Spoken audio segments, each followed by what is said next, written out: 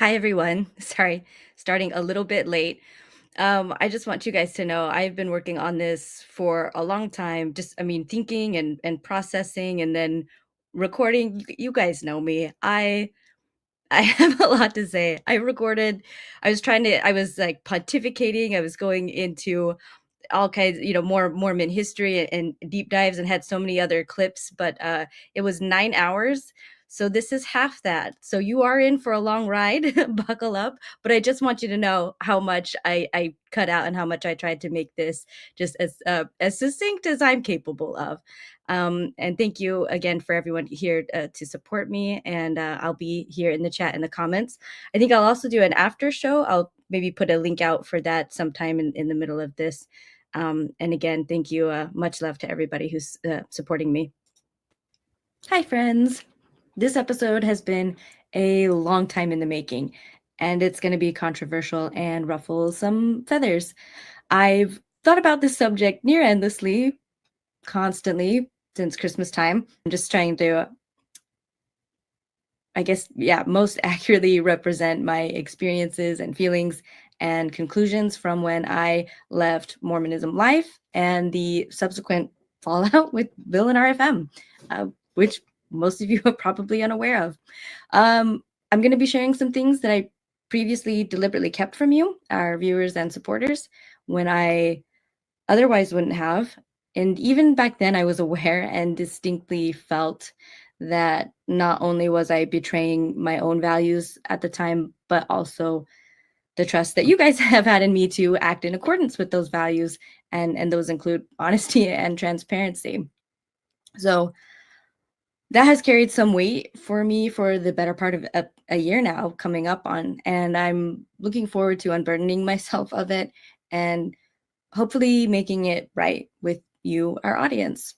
So when things went down the way they did that prompted my exit from the show, I was placed in a no-win situation where I felt I had to choose between two things I valued at the expense or loss of the other one. And so after weighing things out, I think I made the wrong choice. I chose to preserve my relationship with Bill and RFM and protect their platform and income at the expense of my integrity and honesty. And like I said, that duty that I feel I owe you, our audience. So, and the reason why I did that is because I thought my honesty might prompt some of the viewers, some of you, to change how you feel about Bill or RFM and the ways that you choose to participate and support their platforms. So because I thought that it might affect that, I, in essence, made the choice for you by withholding the information. It's very Mormon. Obviously, I see that now, and I deeply regret that, and I'm sorry. At the time, I just, I, I was certain it would cause a scandal of sorts, and it was already in the midst of Gen Camp with Mormon Stories podcast and John DeLynn. So I wanted to avoid all of that and leave nicely and as cleanly as possible. And initially, I thought I succeeded. Yeah, in religious deconstruction communities, when we speak of our regrets, we often comfort each other with this phrase like, when we know better, we do better.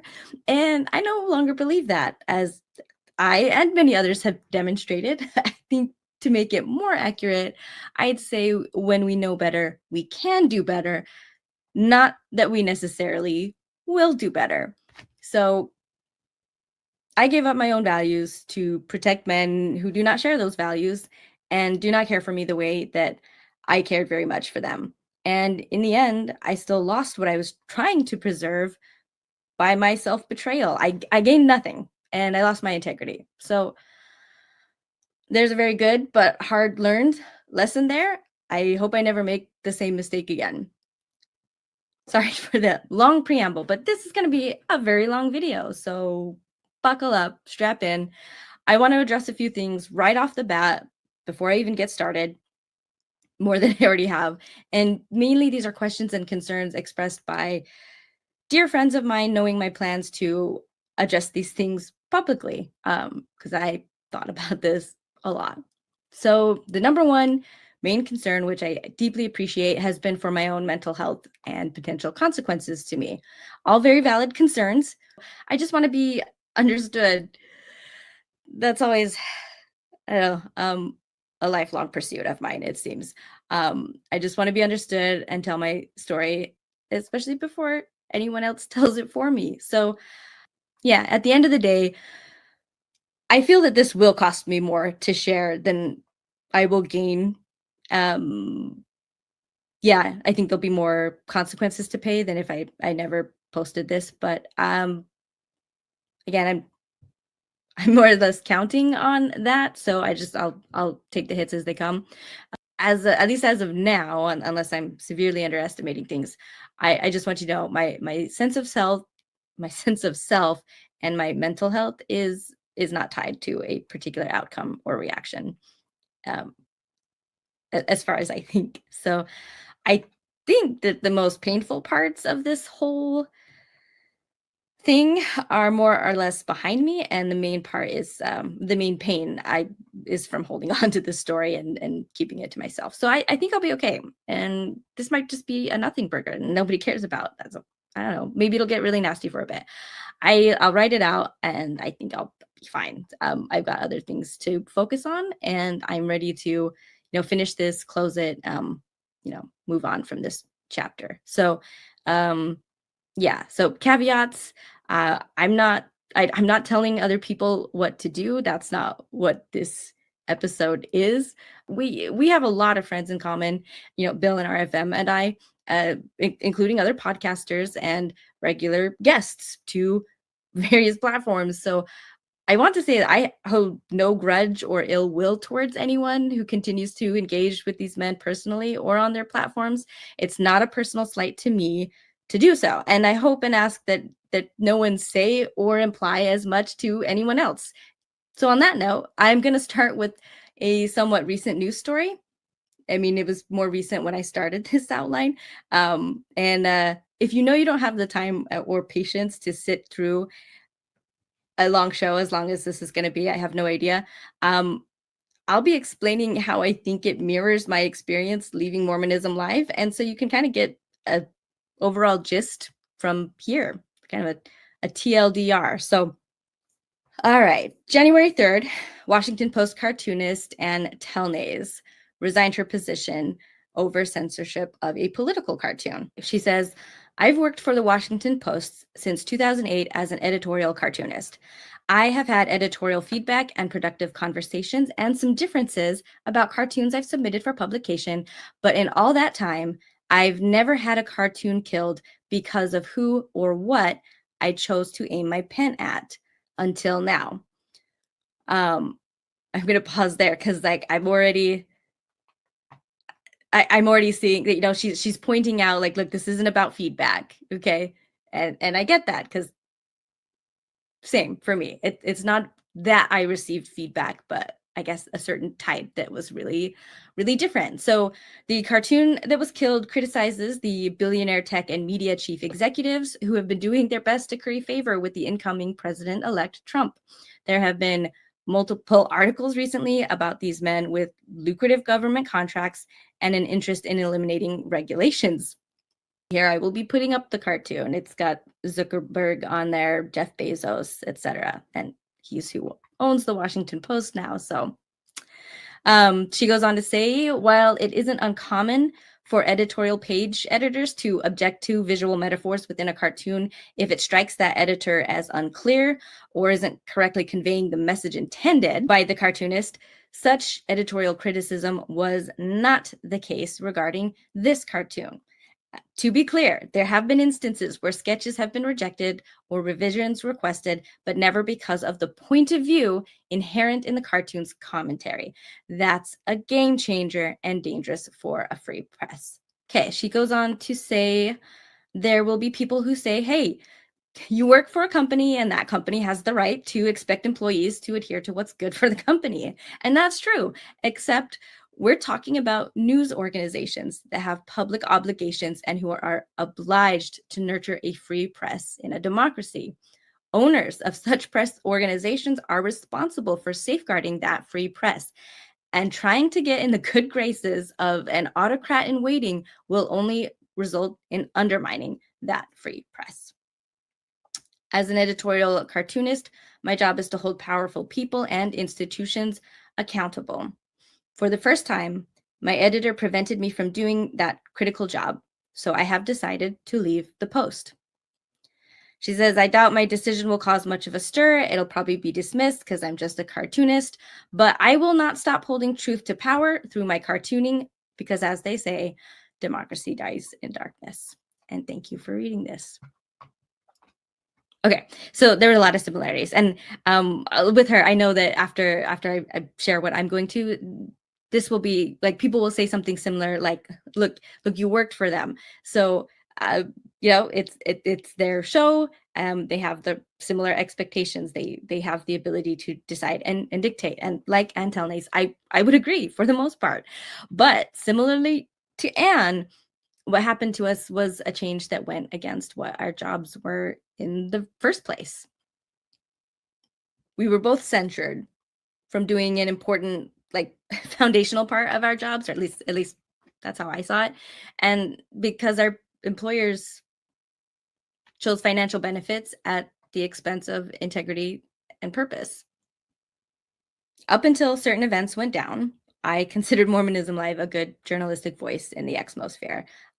From deep dives, getting into like to the just bottom and nitty gritty of historical and doctrinal questions, to coverage of modern events and interviews with people to cover real life stories and consequences of just all of it, all these things, past and present.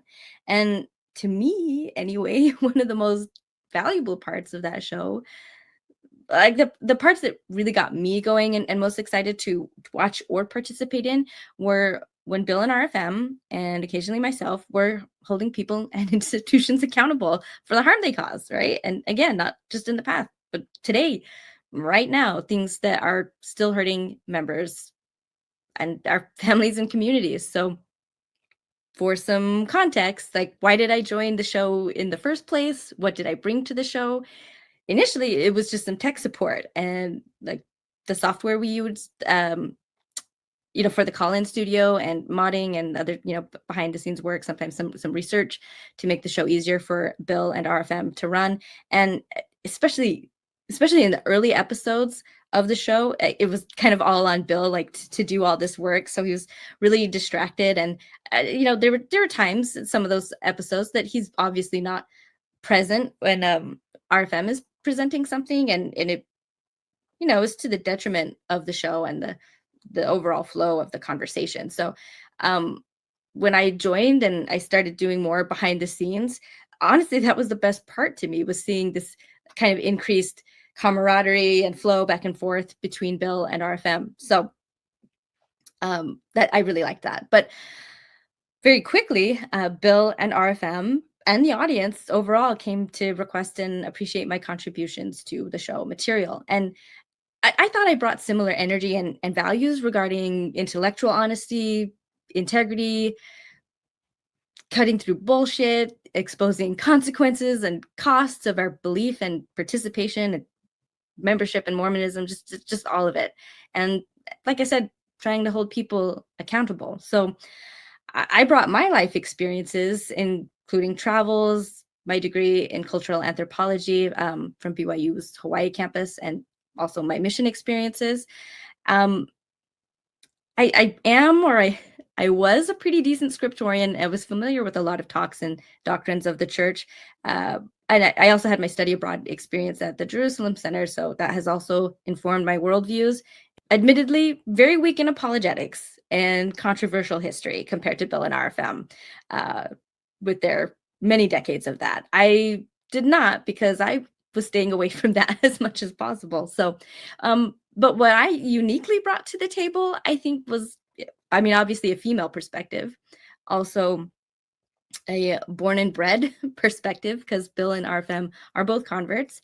And I guess I could throw in a new generational one as a millennial, an old millennial, but a millennial nonetheless. So, obviously the biggest side, I think, was the feminine stuff. due to the entrenched patriarchy and just gender binary in the church. Just the female Mormon experience is night and day different than that of men, I'm convinced. As far as I can tell, both Bill and RFM appreciated me bringing that perspective, and they actively encouraged it. And even on the show, if I popped up to share something, RFM was always really, really good to make sure that I got a chance to say whatever it is that I popped up for. And I love that. RFM helped me gain a lot of confidence, both on screen and off screen. So, I mean, I popped up for all kinds of things like historical, scriptural, scholarly stuff, and current events, interviews. But I do think my most frequent and favorite topics, I'll say, are around autonomy and agency and consent, because there's just so much, again, of the Mormon woman experience. Those things covered modesty, purity culture, the pressure to marry and have children young, and submission to husbands, temple oaths, all that. Like, but I mean, also issues of abuse, including, the child abuse and all the cover-ups. I hit on those topics a lot on the show because I care a lot about them. And I always have from early on in my participation in the show. I always like to talk about those things. Overall, I feel that my introduction into the show was overwhelmingly viewed as a positive thing. And I feel that I had about the same approval rate as Bill and RFM. No worse, no better, from both men and women. Men appreciated hearing a new perspective that they hadn't considered or seen when they were in before. And of course, a lot of women especially appreciated what I had to share. And yeah, a lot would leave comments that I represented their experience well, and that they liked that. So yeah. Women's voices are important, and they're needed in Mormonism, but also obviously in this sphere. So yeah, I think it should be obvious because we're not allowed to in the church. So in the church, the men speak both at us and for us. And the only times we're allowed a voice is when we uphold and platform the brethren. Period. Like, that's the main job of any faithful female role. Not that it's difficult, right? We're well trained to police ourselves, like even in the tiniest groups. And the men of the church know they can count on us. When asked. And Ward Radio does this when they bring on their wives, or even do just like an all women's panel. And Jacob also did it when Jacob Hansen, by the way, I guess I should clarify, when he was getting a lot of flack for his creepy stalker level obsession with Dr. Julie Hanks. He found himself a woman to be his mouthpiece, as if that fixes it. It doesn't. This is the only way for women in the church to get those precious scraps from the priesthood table. And yeah, they do a good job. So when you don't toe the line, the first step is to silence you. Make you an outcast, make you a pariah. Back to Jacob Hansen, like, why is he so freakishly obsessed with Dr. Julie Hanks? She's a faithful woman whose biggest sin to Jacob is her failure to properly platform the uninformed, harmful opinions of male authority, refusing to betray her personal code and professional code of ethics and her duty to her clients.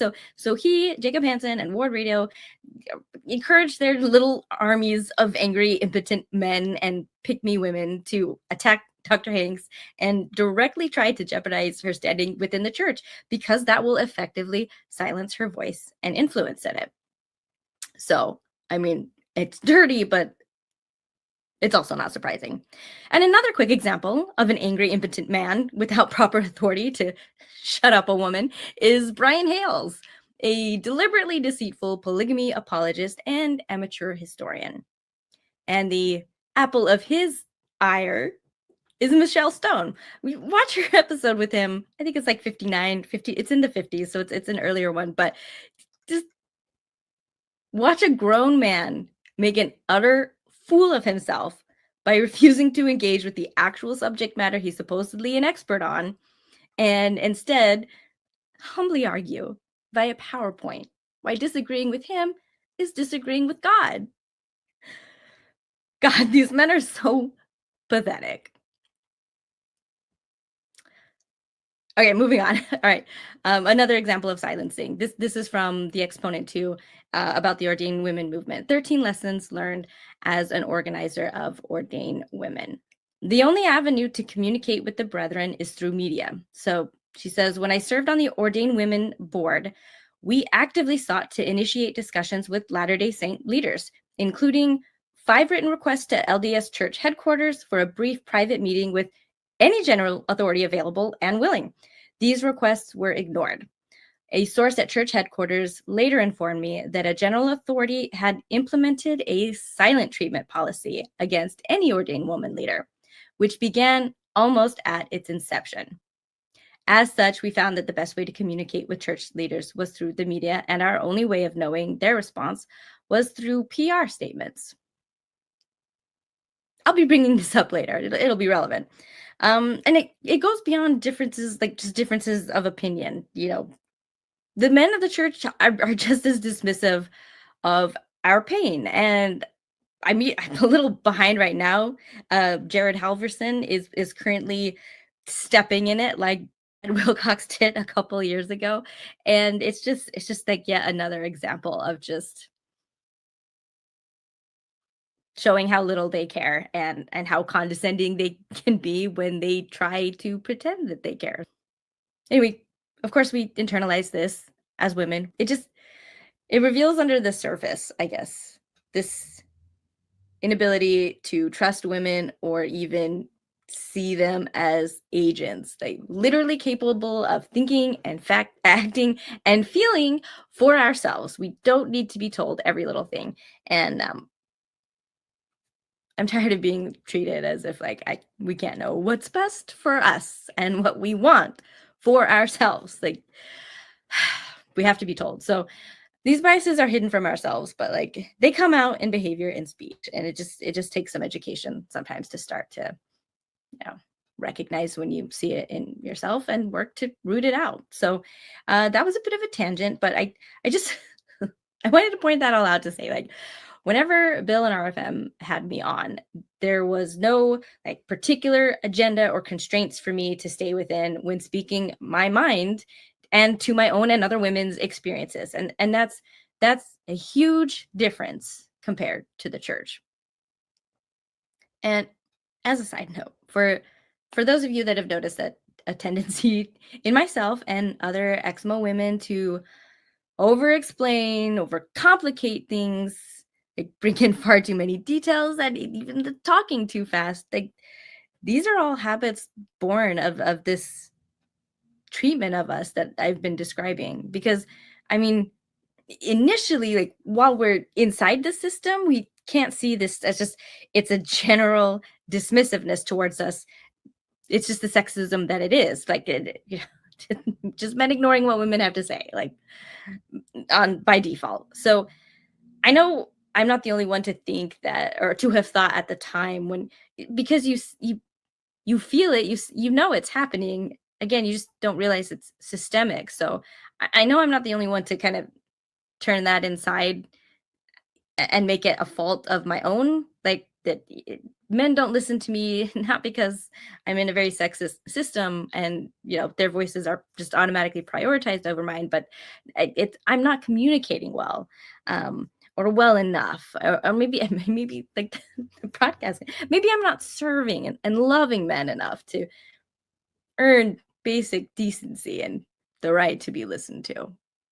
So anyway, over time, that translates to the fast talking and the over explaining. It's part of trying to figure out how to be heard, and it's difficult to undo. So yeah, hence the inevitable length of this episode, where my fears of being misunderstood are higher than usual. So anyway, as I alluded, something happened along the way that kind of disrupted the flow and changed all that. So what happened? I think it'll be helpful to bring up an analogy. My metaphor here is the progressive bishop. It's quite fitting. So having a progressive bishop kind of has this effect on us of making us feel like the church is getting better.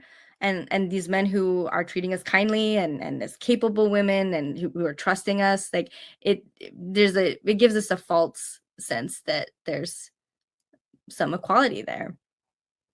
But inevitably, almost always, there's a limit, like a glass ceiling, if you will, and we'll hit it. Right? Like sometimes it comes up like from higher up the chain, like that general authority who was offended at seeing female leadership seated up on the stand at church, like when he visited wards in California, right? And then, of course, he demanded for these women to get back off the stand and into the pews where you belong, right? Got to avoid the appearance of evil, right? Which in this case is just like the barest, tedious performative insinuation, of female authority, right? Most often it'll be with like the same supposedly progressive bishop, right? No two people can agree on everything. So things can be going so well, so great. And the minute the woman disagrees with her priesthood holder, the one above her, right? Whatever progressive one this is, that's where they get reminded of the harsh reality of our permanently lower status. And I've seen this in a lot of women's stories. It rarely just stays at whatever difference of opinion. It's never treated as a one-off kind of disagreement. And I don't know, I feel like the men interpret these situations, this disagreement, when they have a conflict with a woman, as challenges to their authority. I think that's the deeper thing going on here. And I think that's why they react so like more or less. You get blacklisted. It's like an unofficial kind of secret off the record disfellowshipment, like a shadow ban, right? This has happened to a lot of women. Anyway, the point is, we learned the hard way that whatever freedoms, privileges were given to participate in the church above and beyond what we're normally given, like they're not out of mutual respect or equality, but that they were always on loan and they were always based on whatever goodwill we carried, with those supposedly progressive leaders. And then I think that's what happened to me.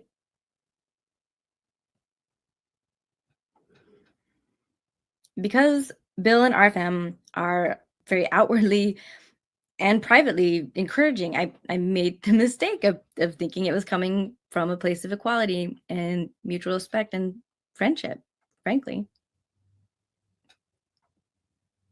And the bar to hit to lose those privileges and my relationships with them was higher than the typical Mormon man, but it was there and I did hit it.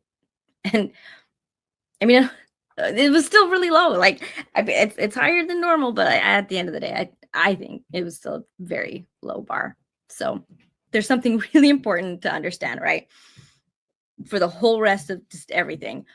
The issue that started it all is the issue of reproductive rights. So even to people deconstructing from religion, this idea of pro-choice versus pro-life can be one of the last issues to be re-examined and reconsidered, if at all. And I know this can be a very loaded and confusing topic for a lot of people, but yeah, it's critical to this show to understand where I'm at on the issue, because it informs everything that I think and all my thoughts, all my feelings, and all my decisions that I will be going over here soon. So I'm going to give a quick rundown of my stance on the issue. I think the majority of my audience understands things similarly as myself, okay? But if you won't agree with things I'm about to say, then this is for you, because these are things it might have gone over your head. So reproductive rights 101. On the surface, it seems to revolve around the idea of elective abortions, right? The ability of a person who is pregnant to choose to end that pregnancy. Do we allow it? Or do we criminalize it? Is it healthcare? Or is it murder? Right? But that's not what's actually at the center of this issue. It's an important one, but it's not the center, right? this touches like so many aspects of society and all women, not just pregnant women, or women who can become pregnant and want to or don't want to. Like, it's all women. This has far-reaching effects. So there's two ideological camps here, okay? And which one you're in, it all comes down to how you answer a single question. Are women human beings, or are women objects? That's literally it. That's the heart of this issue. Okay. Are human rights or state rights? It's people or property. Is it my body, my choice, or your body, my choice? If you think women are human beings and deserve to control their own bodies and make their own life decisions because it benefits both them and society as a whole the most, and you recognize that without it, women are dehumanized and violated and subjugated and otherwise greatly harmed, then you align with the pro-choice movement, as I do. Clearly. Yeah. But if you view women as objects to be controlled by others, including politicians for purposes of forced reproduction under the guise of states' rights, and if you like deluding yourself that you're really out here saving babies, then you align with the very poorly named pro-life movement, whose only shred of humanity lies in that deceptive label. Look, like, both movements claim to promote similar values. Like, they'll both claim they're saving lives, protecting women, protecting children, honoring motherhood and parenthood and families. They both will claim that they are interested in providing the safest sexual and reproductive health care, all of that. So, like, they're so opposed ideology. That's why the real observations, okay, and results matter over proclamations of belief at the end of the day. Okay, no matter how sincere you are, what are the results and what are the roots of your ideology? So I am firmly, unequivocally, like 100% pro-choice because I value women as people, not property. And this is the movement that accurately reflects that and perpetuates the values that I just listed. The so-called pro-life movement, on the other hand, treats women as property. And typical for dehumanizing ideologies, like all the rest of them, it's deeply rooted in racism and misogyny. All right, that's that's supported by data. It's fact, right? And they typically, like, pro-life movements, support systems of high control and abuse all the time. So a more accurate label would be pro-forced birth or anti-choice than pro-life. Okay, they they spend a lot of time loudly proclaiming moral high ground, and all while turning a blind eye to the carnage in their wake, because they care more about feeling good than the actual results.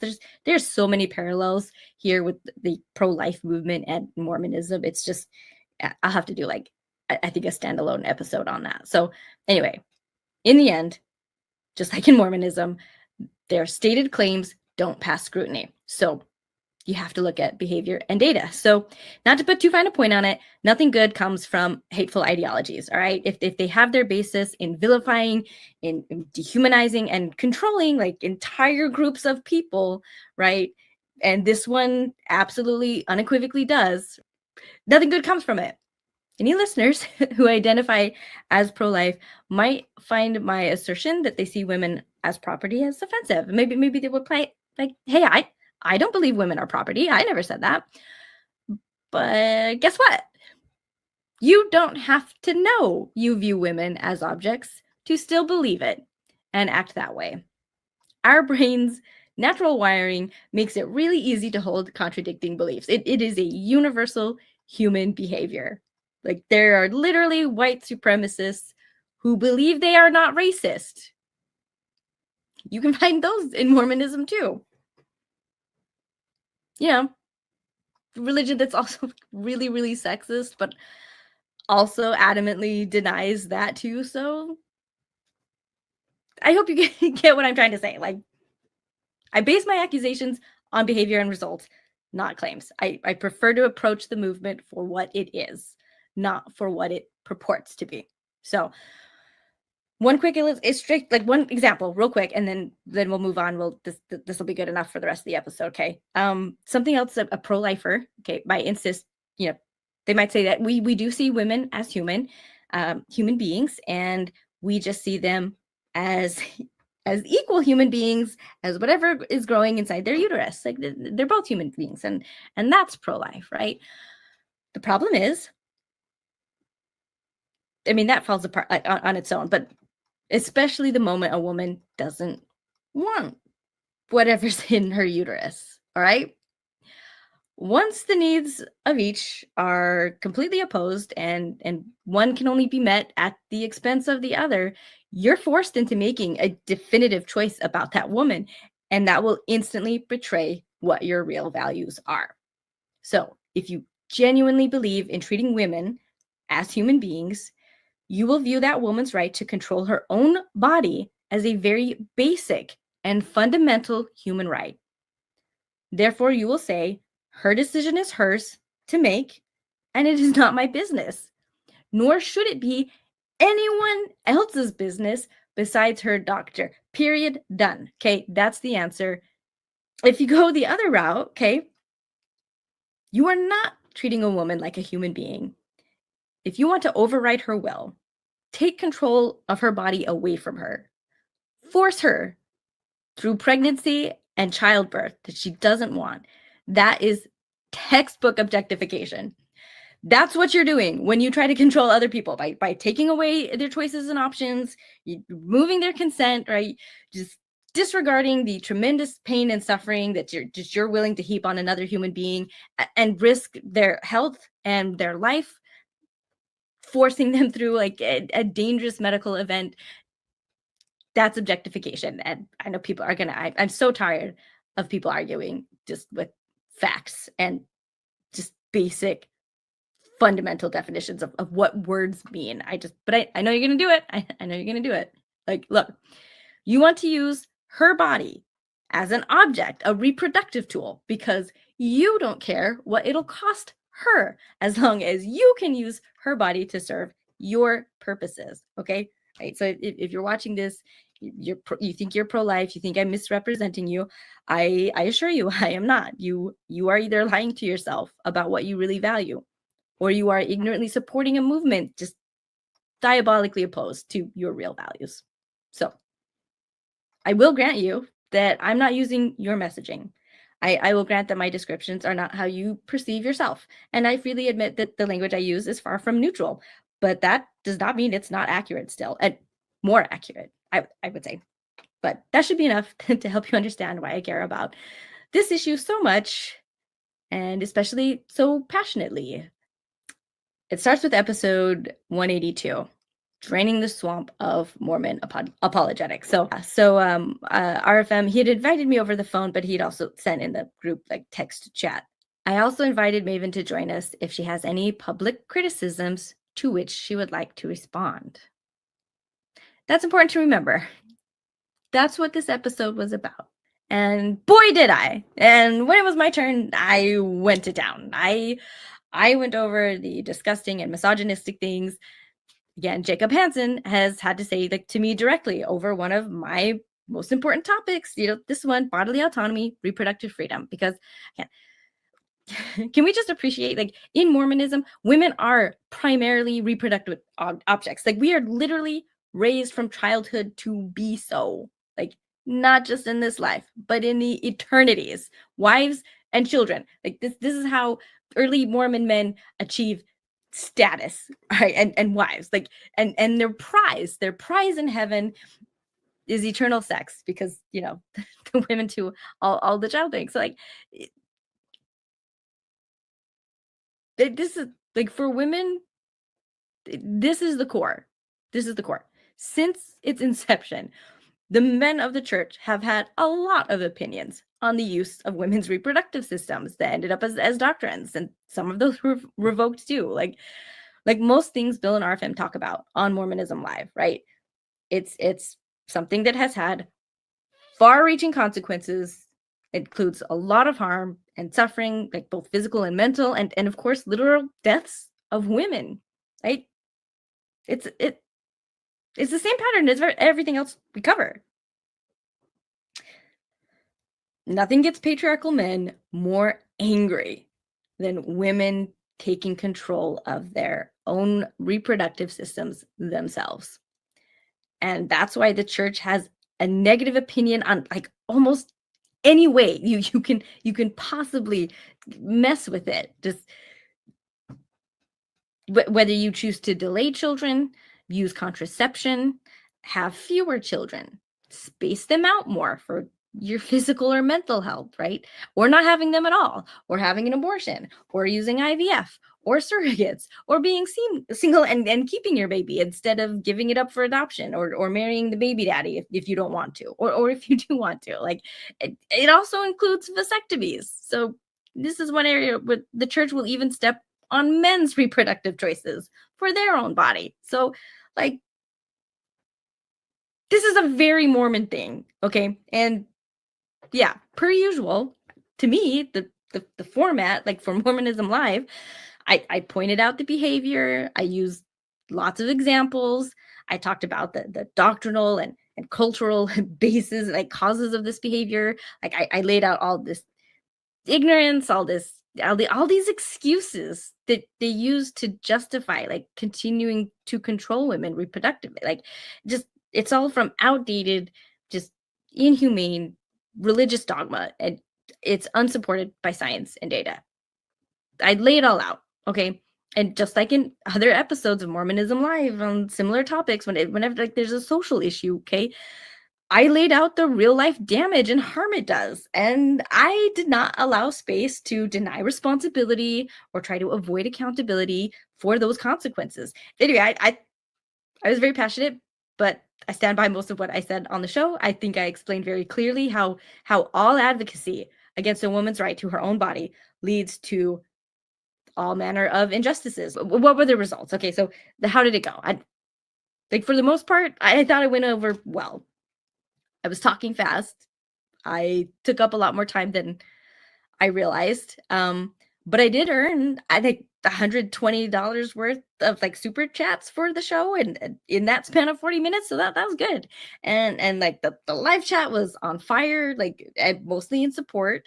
The comments on that episode too, like underneath, those are also overwhelmingly in support. And someone even made a Reddit post about how much they loved it. And the comments there were also overwhelmingly supportive.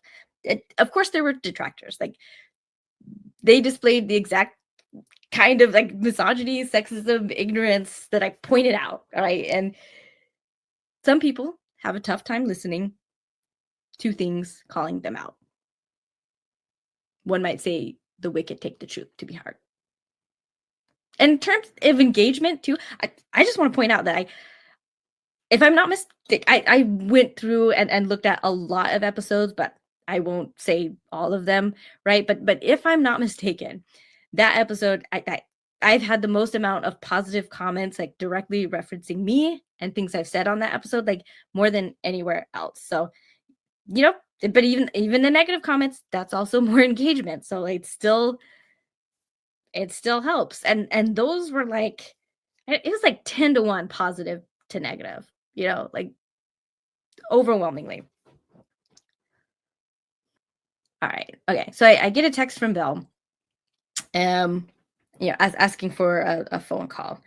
So we had a call and there's feedback. So first we talked about that there's a pretty severe tone shift between like Bill and RFM's segment of the show versus when I came on, right? And that's true. Like that's valid. That's valid. That was not my intention, but again, I was only given a short time and minimal instruction to prepare. But that's valid feedback. Like after the fact, like that's fine. Like and Telnaes, this is normal example of feedback, right? But what came next wasn't. This is where it lines up.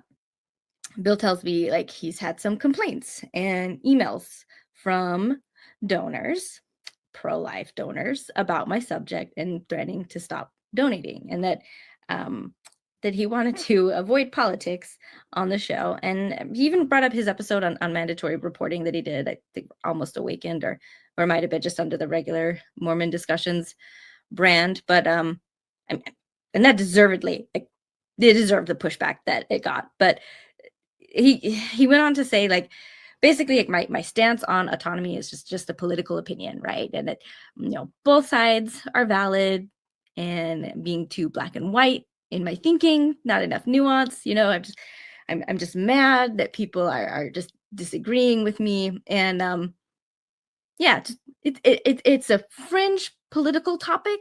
It's not really related to the show or Mormonism.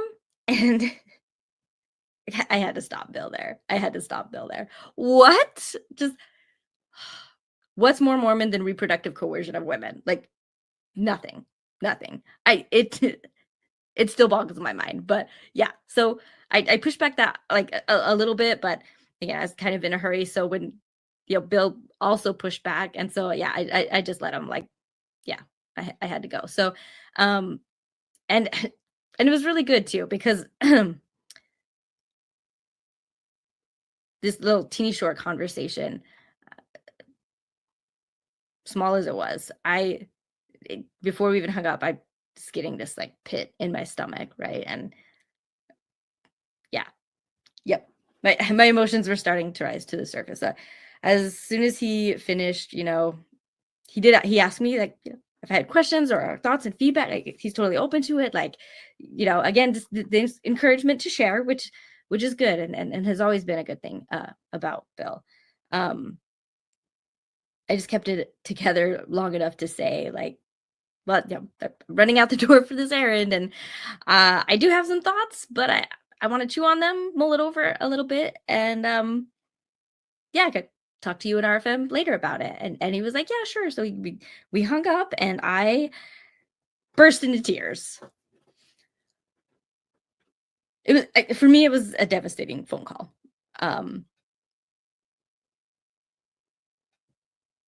And so, yeah, a couple days later, I sent Bill a text, just asking more about the feedback. He's talking about the feedback, and because I had checked again, I'd gone back and, like, was looking through the live chat and the comments on the video, again, like 10-1. So, I'm just kind of having trouble seeing, like, what's so different about this time and this issue than any other similar issue on a similar episode. So he did forward a few emails, and encouraged me to read the comments on the show, which again, I already had. Like, yeah, I see there's negative comments, but, like, they happen. We get them. Like, I'm just vastly outnumbered by the positive ones. So before I go further, I want to address, like, briefly, as I'm capable, um, this issue of, quote unquote, politics, right? Man, more and more, I'm just seeing politics used as a euphemism, like, more or less, of an unpopular take on important human rights, civil rights, these kind of level of issues, right? Like, we're not talking about, like, internal policy or or budgets, like, that's not what I mean. But just, like, to all the apologist, douchebag bro type podcasts, from the church, like, anything compassionate and evidence-based towards harmed and vulnerable populations is woke, leftist, like, liberal propaganda, like, they say that all the time. So it just didn't make sense. I'm left wrestling with how I could possibly have missed that these two men, like, despite being friends and colleagues, like, for over 3 years, who I thought were my allies, like, how have they not been on, like, as on board as I thought they were on what's, like, this is the most important issue to me, like, and especially, it's just in deconstructing Mormonism, like, overall, like, just the ownership of my own body. I want to remind viewers that what I've said on air about this is nothing compared to the many conversations I've had with Bill and RFM, like behind the scenes. All right. They knew about the death of my extended family member when my own sister-in-law was 14 weeks along of her own high-risk pregnancy, right? And how that affected my mental health, that, what my concern for her until my niece was born. And especially when the Dobbs decision happened, the Supreme Court decision that reversed Roe v. Wade.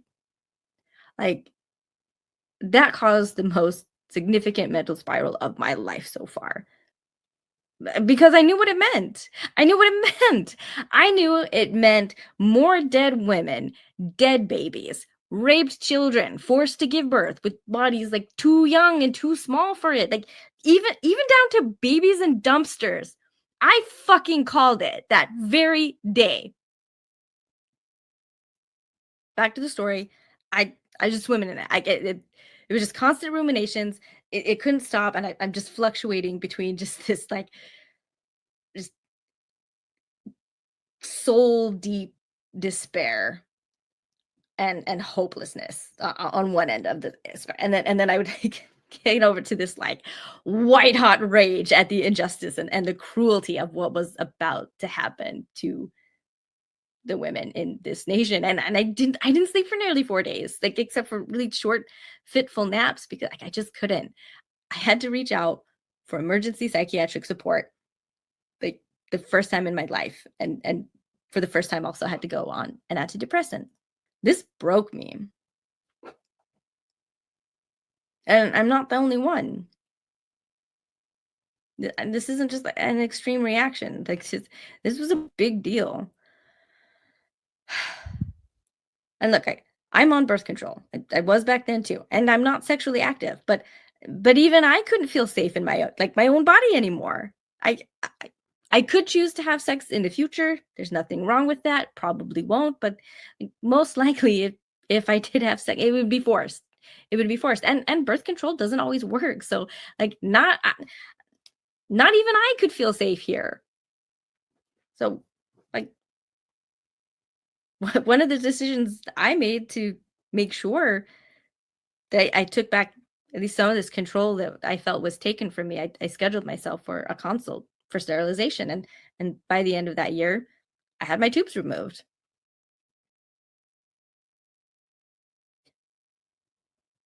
I wouldn't have made that decision like if it hadn't been for that.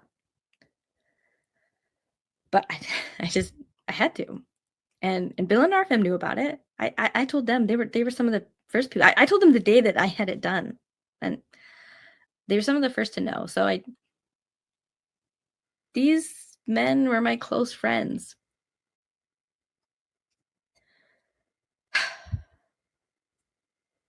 RFM in particular, he made a lot of time for me and like, called me regularly, especially in the beginning, like just to chat. Like, yeah, top three best friends for me for sure at that time.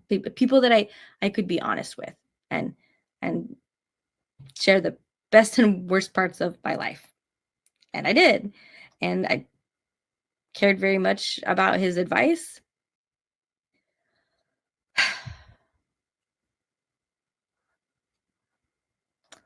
They just they both meant a lot to me at this time. They were everything. And um I I feel like I have the most in common, like personality wise, with RFM, but there's plenty of ways that we're different. I relied on him as a sanity check a lot of times outside of typical echo chambers, especially politically. I was willing to listen to the other side from him more than I would from most folks because I trusted him. And Bill was a bit more reserved, like on phone calls and things, but we still had good camaraderie. I felt when we did have phone calls and especially in text, right? And on and off the show, right? They were both great. They encouraged my personal growth and my participation on the show. So like it was truly a shock to me to like be having this conversation now. Going back to this phone call with just Bill, right? And um yeah, again, it's just This wasn't just any feedback. Like realizing that they were not on the same page, it just changed something in me. Like I couldn't feel the same about these men anymore. I still loved them. I still considered them friends, but the illusion that they considered me as an equal was shattered, and I knew they weren't really my allies anymore. Like if they had been, I still don't know. I still don't know if they were like more or less like allies before, and the emails and the threats of donations being pulled like switched them over, or I don't know. They never were. Were they just like tolerating me, just listening? I don't know. I don't this that would have been a lot of deception over there. But I that's also something like men will do. Like they'll hide their own opinion if they don't want to argue about it with a woman, and they'll just like nod their head and go along. So maybe that's what they were doing. Just yeah, I don't know. Um yeah, it really hurts to think that that might be the kid. I don't know. It's probably not. I think they were. I don't know. I don't know. It's just hard not to wonder. So yeah, if these men who meant so much to me, right, and they have like such a front row view of the impact this issue has, like it's human rights. It's a human rights issue. Like, am I human? That's what I made it clear. So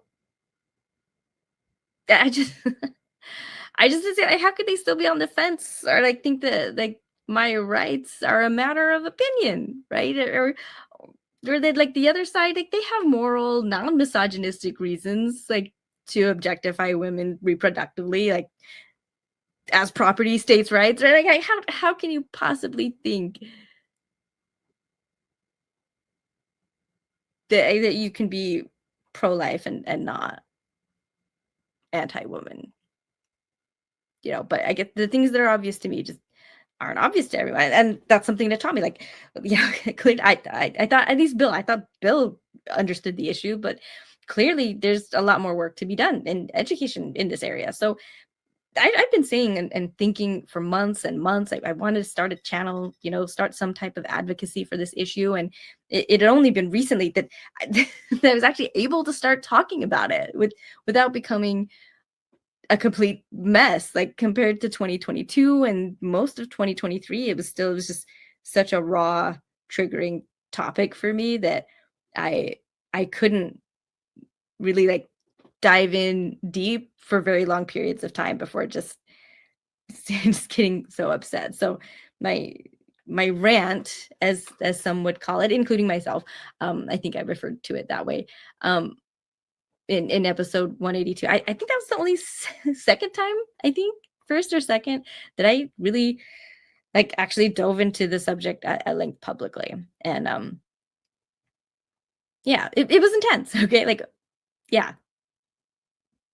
Maybe part of it was kind of just like avalanche of the 2 years in the making before that are just like finally coming out and being expressed.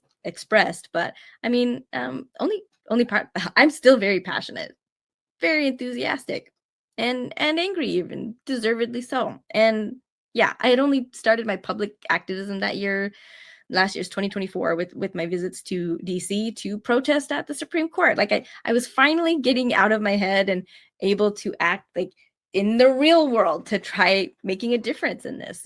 So yeah, it was good. So to me, this was a sign like maybe I should really focus on that. And it's so much bigger than Mormonism. I realize some people might not understand why this was such a big deal to me. I hope I made it clear, but like, yeah, I can understand if they're like, look, like you were just asked like not to be. It's just you're being censored on this one like thing that it didn't frequently come up anyway. Like in the grand scheme of like all the many topics and shows, like interviews that we cover, right?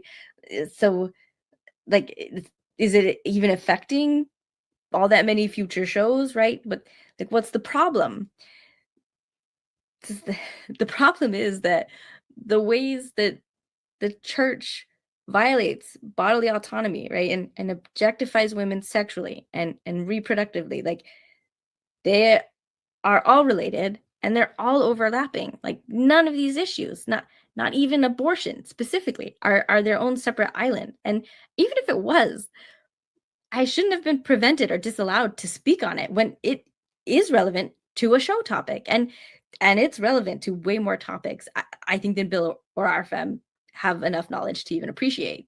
And again, I have literally been talking about autonomy, like especially sexual and reproductive autonomy, since I joined the show, like from the beginning.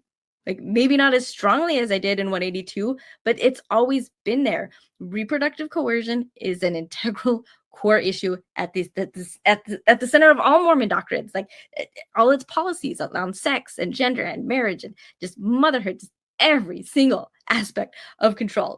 This church just exerts over women. Like it comes down to this. Like it doesn't have to be explicitly stated, but it should be allowed to be. Like all aspects of it.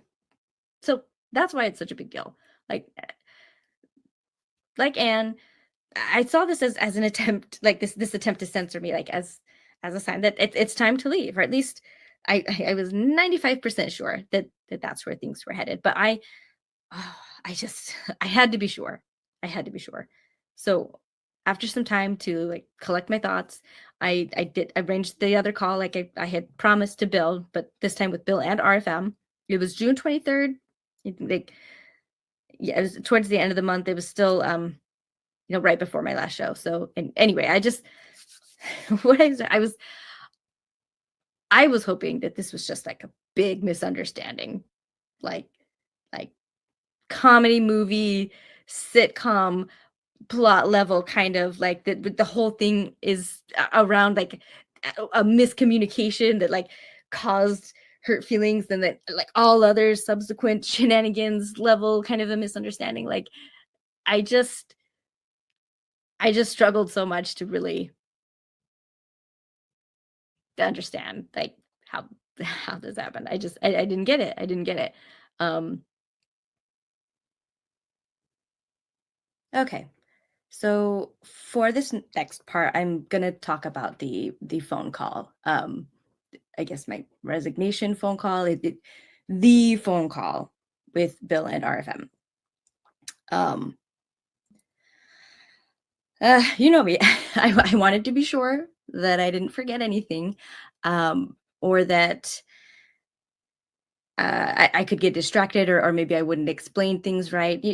Kind of going back to the internalized, like if there's some kind of miscommunication, it's probably going to be my fault. So uh, I spent a lot of time writing down all my thoughts ahead, just so that I could feel like I I would say all the things and not get distracted and not think later, like have any regrets, or just think like, oh, I forgot to say this, and maybe if I had said it, maybe that would have made the difference. I'm putting it all on the line. That's what I was doing. I knew I was putting it all on the line, so I just wanted to get it right, because it was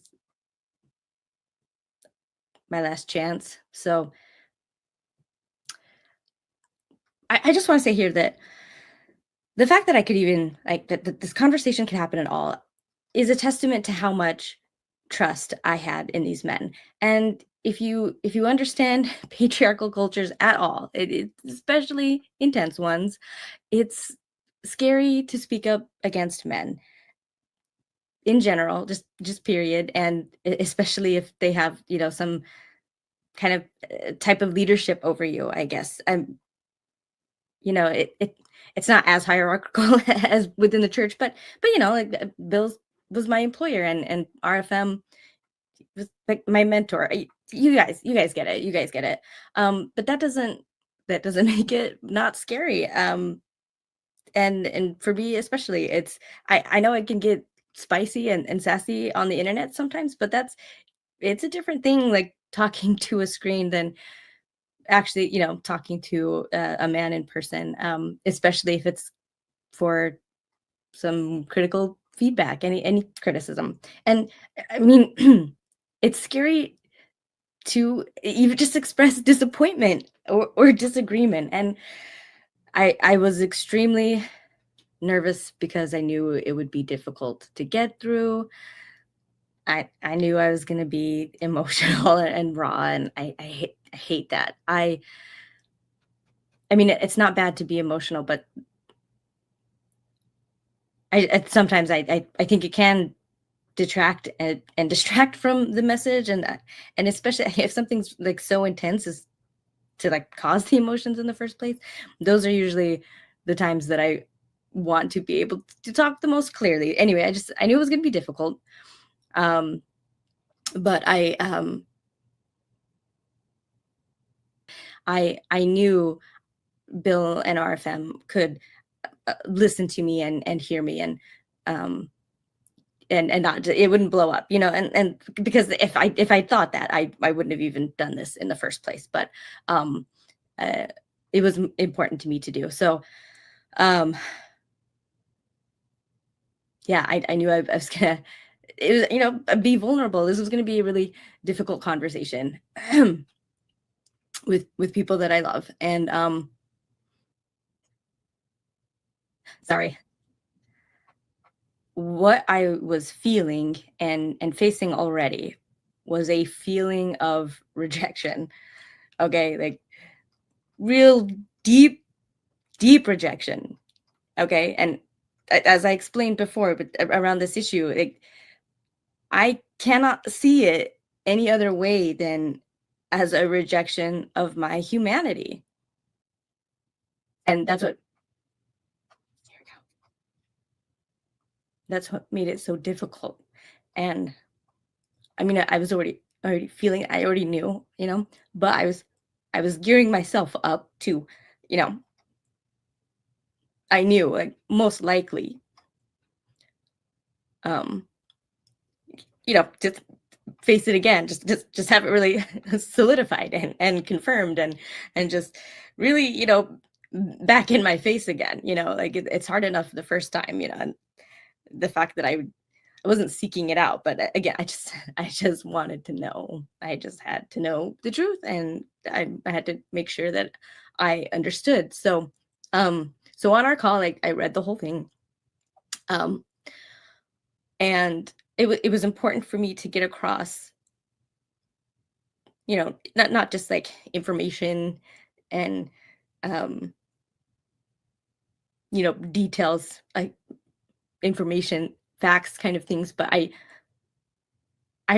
wanted to not ignore, and express my sadness about this, like, this, how this made me feel, and my disappointment and confusion with them, because I wasn't sure that they understood, again, like, beyond any kind of intellectual arguments here, right? I wanted them to understand, because, like, yeah, maybe I hadn't expressed it yet, how deeply this hurt me, and to the point of changing my relationship with them, and how I feel about them. I thought they cared enough, to want to know something like that, and to receive it. And they did good. They didn't interrupt. They listened to the whole thing. And so I'll go ahead and read the full thing to you. This is what I read to Bill and RFM over the phone. You guys are my friends, and I appreciate all you've done for me. It just right off the bat. Okay, it's still your show. Always has been. All decisions about what happens on the show are up to you guys and what you want. And I agree with your feedback, Bill, that it would have been better to run my segment by you guys. I think this is the first time there was a big issue with what I shared, though. So I kind of chalked that up to experience, and now we know. And I also agree on the tone shift. It was not my intention for it to be so drastic. Here's where my trouble lies. I think both of you aren't being fully transparent with me anymore. And I'm just sharing that, not of feeling entitlement to what may be withheld, like, from me, but the idea of it just feels unsettling to me, and it feels like a shift in the relationship coming from your side. Bill, you told me that you were wanting to keep things politically neutral from here on out so as to not alienate your audience. And you mentioned the episode you did about mandatory reporting, etc. And I can grant that there's truth to that, but I'm going to call BS on that being the real reason. Or, like, hey, it's just as much for me as it is for you. Like, this conversation, it's about me. It's about the Draining the Swamp episode. It's about reproductive rights. And this is the huge disconnect for me because, I mean, even without getting quote unquote political, the nature of our work is always controversial. It's why you have haters like Ward Radio and others. The channel exists because Mormonism is so corrupt and unhealthy and dishonest and greedy, and it has real consequences for individuals, families, and the broader community. Being whistleblowers and truth tellers is always controversial, but it's the right thing to do. So to me, it's not just a personal betrayal about something is very important to me as an individual, but also feels like a betrayal of the brand. We talk about and expose racism, spiritual abuse, financial fraud, homophobia, purity culture, and sexism. I feel like the right to own our own bodies and reproductive decisions is a really basic, fundamental equality issue. So to say, I'm profoundly disappointed that you're more comfortable censoring me to pander to people who support and are responsible for stripping me of those rights is an understatement.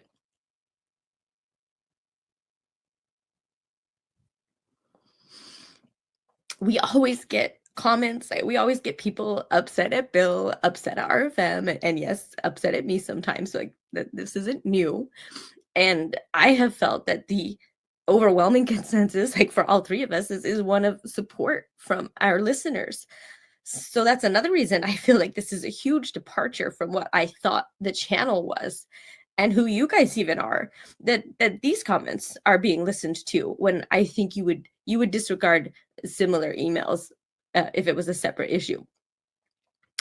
That email from a man justifying his stance against women having the rights to their own reproductive systems because his birth mom chose to give him up for adoption is no less ridiculous than an email opposing same-sex marriage because their parents' marriage was ruined and the family was split up because their dad chose the quote-unquote gay lifestyle, and that somehow gives them a legitimate stake to oppose gay rights. And that was literally one of Jacob Hansen's homophobic arguments. Happy families are destroyed when mixed orientation marriages crash and burn. How did that happen? Obviously, it was the gay agenda. And speaking of the devil, I never thought that something like this could happen, let alone over deservedly handing Jacob's ass to him. These comments and emails have no better basis to oppose our rights than any other arguments that justify taking anyone else's rights away. They are all just as problematic, dishonest, and self-serving as apologists who defend the church's despicable behaviors and practices by inventing, their fantasy versions of how the world works, that it just doesn't comport with reality and people's lived experiences.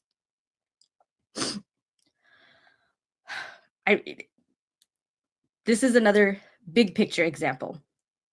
They may not like being lumped in with who they're willing to call extremists, but they are absolutely responsible for the harms caused by the ideology and politicians they support. They are not distinguishable from the extremists in any meaningful, measurable way. They have the exact same core ideology, and that is that women can't be trusted to make decisions about their own bodies, and therefore deserve to have that taken from them and handed over to the government. They only differ in the manner and the degree of how that's done. Those are just minor details, and it puts women at the constant mercy or lack thereof, just on how misogynistic or egalitarian current leaders are at any moment. Similarly, members of the church may dislike being called homophobic for supporting the church and its homophobic policies and doctrines, but they're still homophobic at the end of the day. They want to keep acting homophobic without being called out for it. Like just like the church keeps adamantly insisting it isn't really sexist when it clearly is.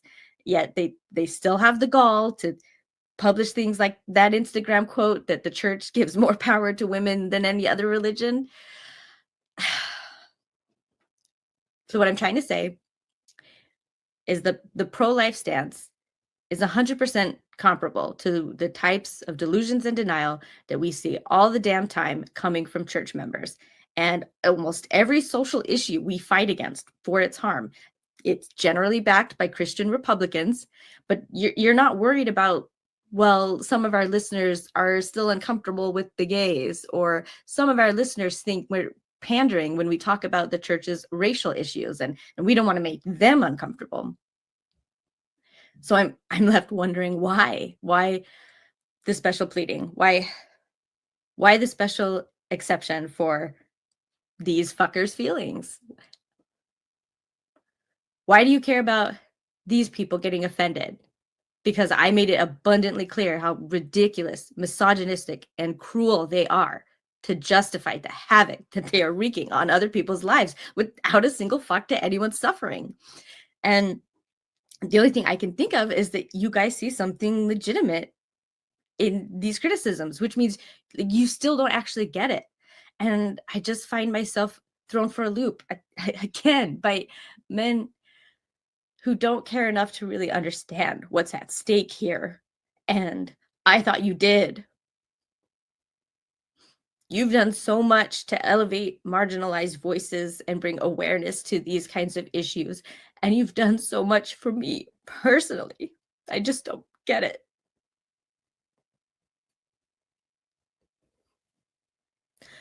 I don't understand how this is a blind spot for you.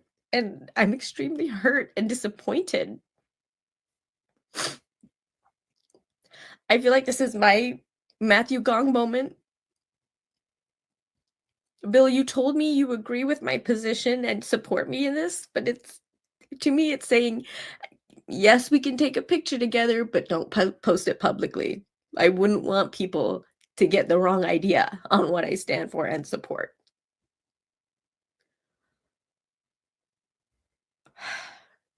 This has been a huge blow, not just in terms of my relationship with you guys, but my hope and optimism about the future, because if there's still this critical fundamental misunderstanding from people that I thought were allies in this, there's so much further we women have to go to fix what's happening to us. Okay. All right. So after I finished reading, how did they respond? It was more or less a reiteration of the previous points that Bill had brought up, and some of which were in those emails. They said again, like, that this is a fringe political issue. It's not related to Mormonism, not related to the show. Both sides have their point. It was a frustrating phone call. I mean, I feel like it was done kindly. I mean, there, other than like my crying like this, or no, like angry shouting or anything like that, right? But anyway, to address those points, it's just it's so dumb. It's just not true. God, right?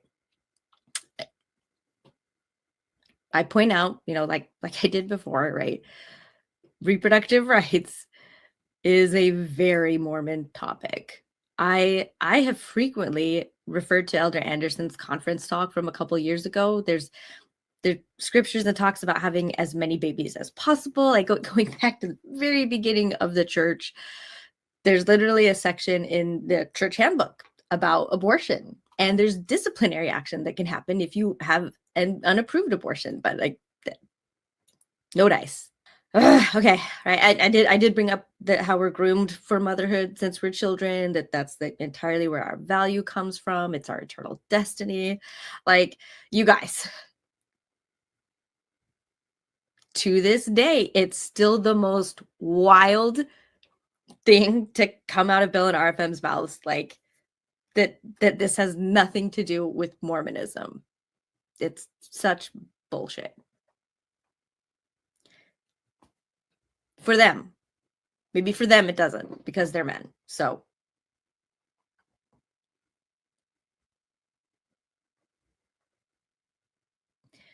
and it's men experiences and opinions that matter more. So, like, why should it matter to them if that's like the main reality for women?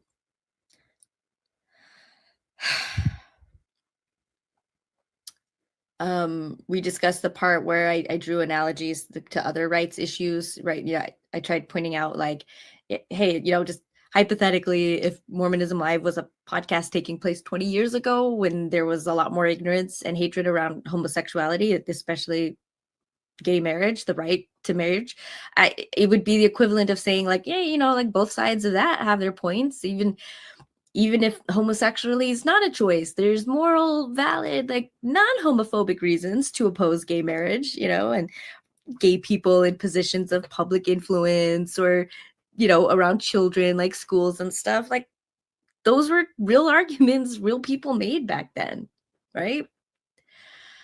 I, People could have said back then, like, this is political, right? Or this is just a difference of opinion, like both sides, that's fine or new.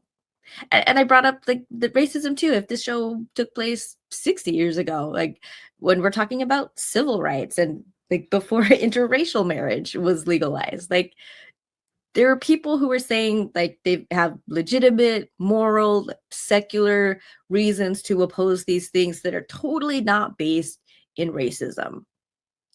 Like, there's just certain people that we have to control their private lives, like including their privates. It's just, it's all the same people. It's all the same people that are just so focused on what other people do with their lives and with their bodies, and they don't have a right to, and it just causes problems. And this is no different. Reproductive rights is no different. It's now we're just talking about women's bodies, and do women deserve rights? We're just we're part of this group of lesser humans, lesser beings that greater beings have to control through the law, and to stop them from enjoying the same rights as others that true equality would grant them. But Bill and RFM disagreed. They were like, oh no, those racism and gay marriage, those are not both sides issues. Like, those are clearly about civil rights, like back then and now. So they would definitely, yeah, it's different. Those are civil rights, but not mine, apparently. Not my rights or autonomy. That's Mine are political opinions. And it's not even a human rights issue. This is the both sides kind of a thing. Definitely not a blind spot. Definitely not like a cultural blind spot, like those other issues were, like, in their time. Like, no, this is totally different. This is totally different. This is not exactly the same thing happening again. But I don't know, like, given that Bill has recently posted about, both sides about the meeting between Trump and Zelensky defending US collusion with Russia, basically, is like on an equal playing field with Ukrainian interests. Like, I don't know. And there's been some other kind of more recent questionable behaviors. So I think there's sufficient evidence, let's say, based on current behavior to maybe take those assertions that they would have been on the right side of, like, those past events, well, we'll take it with a massive grain of salt, maybe. I think they would have been just the same as they're being now for this one, but who knows? Who knows? We'll never know. Um, I I also want to point out there was never anything that I recall really solid, like, about what they were asking me, like, to say or not say, like what was okay and what was not okay. The entire time they kept their words pretty vague, as I've been using here, like it is an opinion, things aren't black and white, the other side, etc. Like I'm the one that's specifically naming it out. Like we all know we're talking about reproductive rights. And as I mentioned previously, like there is no possible like meaningful place to draw a line. I do that. I'm positive Bill and RFM both then and now have such a slim grasp of the broader topic overall.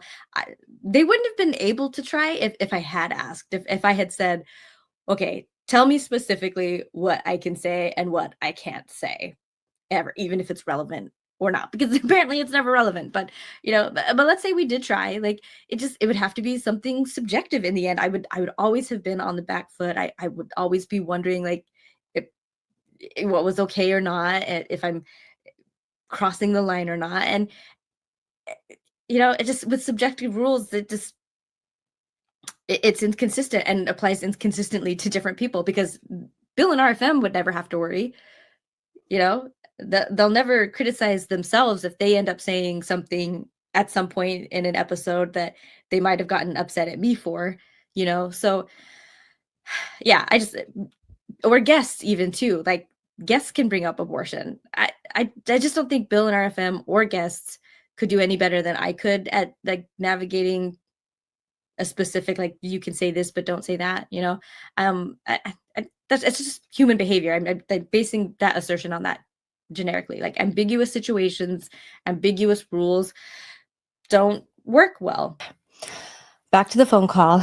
I sensed both Bill and RFM look down on me for my conclusions, and they devalue my understanding of this issue because, again, they have the privilege of the default opinion, even when it's less informed. And I guess they just couldn't muster enough humility, I guess, to make room for me. I think Bill, especially partly from doing an episode on abortion like a few years ago, I think that he understands this issue really well. That he thinks he understands that it's much more complicated than I may have realized. Again, especially with his enthusiasm for understanding both sides, right? Just as if I didn't come from the other side. I'm pretty sure I said that in the call too. I was raised in this shit as the specific gender directly affected by it. They will never understand that, just outside of being converts, because even if they were raised in it, like as males, they'd still be clueless. I know I said earlier, like I thought they tried to listen and be respectful on the call. I'm not going back on that. I absolutely think they intended to come to that call with sincere intentions towards me. I think the biases they brought with them were unexamined ones versus, like purposeful. I do think they naturally came in on the defensive and with the goal to defend their stance. I think they were maybe expecting a fight from me. And so they were, wanting to, I think they came with that energy. Again, I don't think there was any deliberate maliciousness at this point of the story. But as we know from deconstructing Mormonism, a fuck ton of harm can be accomplished by well-meaning people. Bill and RFM, just like Jared Halverson, can come to something thinking that they're being really sincere and well-meaning and still miss the mark and still do far more harm than any help they gave, even if that was their intention in the first place. And it's inevitable when you hold beliefs that certain groups of people are beneath you. It effectively prevents any kind of true, like, genuine understanding, regardless of your sincerity. And I think that's what happened here, intentional or not. The condescension is problematic, and I'll say, like, maybe Bill and RFM are at a place where women aren't as beneath them as they are for people like Jared Halverson, but it's still beneath. It's still ultimate it's still not equal at the end of the day. So yeah, but it gave this energy, this Jared Halverson energy, this, the brethren have spoken, the thinking is done. And I say that because looking back on it now, they challenged and they resisted every point that I brought up, all of it. Yeah, like I said, it's understandable. I can understand how they came to the conversation that way. They knew I received their feedback and I didn't like it and I wanted to discuss it. It's not an excuse, but an explanation for our different approaches to the call. I guess I'll say it like that. It was a discussion. It wasn't an argument. I pushed back on a few things, points of clarification that I just wanted to be sure that they'd heard or thought about, and that's it. Like at the end, we couldn't agree. We didn't see eye to eye. I felt they heard me as much as they were capable of. I think they really tried to listen and understand. At this moment, sitting here, I'm a bit less certain that that perception was accurate, but I'm still inclined to think this was the best they could do, and they were sincere. But I've been wrong about that before, and honestly, I don't know which is worse. Like knowing your loved ones that won't understand something because they refuse to, they don't want to hear it, or when your loved ones like at least appear to want to understand you, but can't. Like they want to, but they actually can't. The end result is still the same. Whether from actively denying my rights, right, and voting to have them taken away at worst, like to at best privately agreeing with me but publicly silence me. At the end of the day, none of these men are willing to advocate for my equality and freedom. That's what this means. None of them are willing to step up to make a real difference. So like Telnaes, I resigned. At the very end of the call, I tell Bill and RFM that I want to leave the show. And I don't know, it surprised me, but that they were surprised. They were shocked. They genuinely shocked. And to their credit, they wanted to keep me. They asked what they could do to keep me. They specifically said, like, we are not trying to push you out. That was not the goal. That's not what we've ever been trying to do. What can we do to, to to keep you, to help you stay? And the way I don't know, they specifically asked, I remember this, like, do you like what this kind of like what do you want? Do you want us to agree with you? Do you want everyone to do you want to make the whole show about reproductive issues? Like, and those are such weird questions to me. And I guess I get it a little bit more now, but still, like they don't get it. That's what it shows. Like they don't get it. Yeah, I think it just to them it just came down to like, hey, like we have a different opinion on this like one like particular thing over here, and why is this something so upsetting to Maven? They just couldn't understand where I was coming from, and why this was a game changer kind of thing for me, just like Anne's rejected cartoon was. Like it's not about just like this one thing, this one time, it's an out of character, unprecedented attempt to shelter certain powerful, corrupt, and frankly dangerous ideologies from transparencies and deserved criticism and accountability for that harm that they caused. Like that was never what I expected from these men and on this show. It's just not one thing, one topic. This betrayed everything behind what I thought of these men and what I thought the show represented and why I ever joined to participate in the first place. Like it's this new thing that's not what I signed up for. It's literally the opposite. Like I joined because I thought we did the right thing. They were asking me to turn off a core piece of who I am, to reach across the aisle, right? Bridge the divide with those poor pro-life donors and pretend for their sake that there's any circumstance at all where I will tolerate my own objectification and subjugation. It's bullshit. Like, I'm not going to do that. I'm not going to do that. But they spent a lot of time, defending their right to a different opinion than me. Ugh. It's like I have no better claim than they do for the rights to my body, which is fucking wild when you think about it. It's just same old bullshit.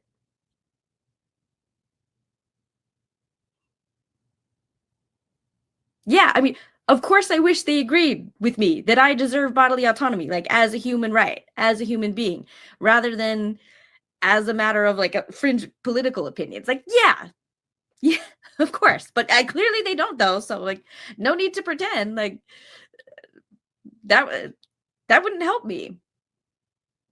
And yeah, obviously not like changing the whole scope of Mormonism, but there's at least enough material about like reproductive just issues in Mormonism from the beginning. Like you could do a series on it.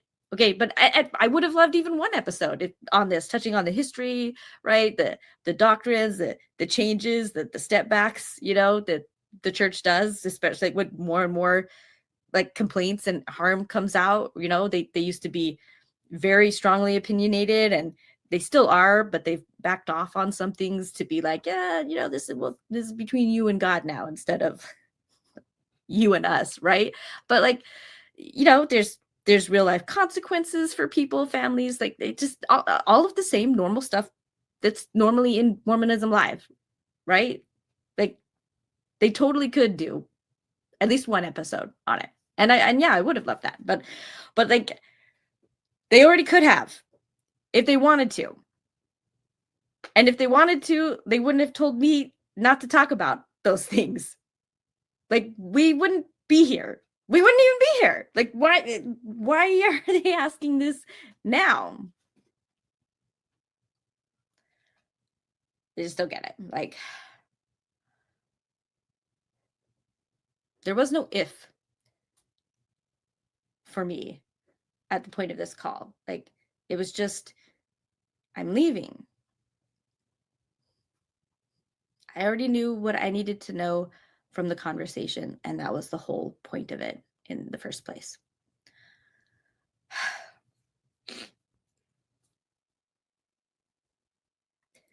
So when they realized they couldn't get me to change my mind, or that I didn't come with negotiations, they asked me to at least wait another 24 hours, like to be sure, like before finalizing this decision. Like even I told them on the call that at the beginning I was already 95% sure that I was probably going to leave the show, but there's like, yeah, and I didn't even get to finish my sentence when I started saying that I was 95% sure I was going to leave, because RFM just he like immediately jumped in on it. He was like, good, just hold on to that 5%, Maven, and let's see if we can like work it back from there. And even remembering that, I feel touched that RFM was just so eager to encourage me to stay, so eager to hang some of his own hope on that little 5% possibility left. Like that, and it was very touching to me at the time too.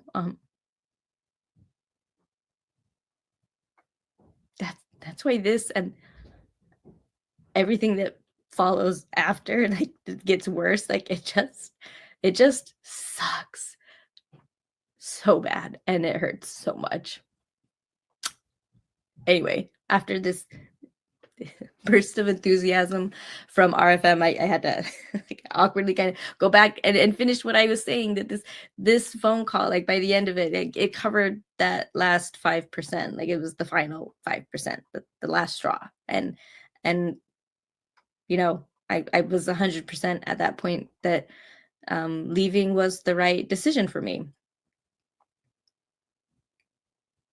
But they still asked for it, and maybe I'm getting nitpicky here, but I do also kind of feel like asking me to wait 24 hours, it kind of implies that they viewed this conversation as an emotional reactionary decision, just again, like women being hysterical, women being illogical, making irrational decisions based on emotions. Maybe if she calms down, gets some sleep, gets some snacks, maybe like new day, she'll come back to reason. But like I said, I'd been sitting on this decision for almost I think 3 weeks at this point, from the episode to this phone call. So so obviously I did wait another 24 hours. It made no difference.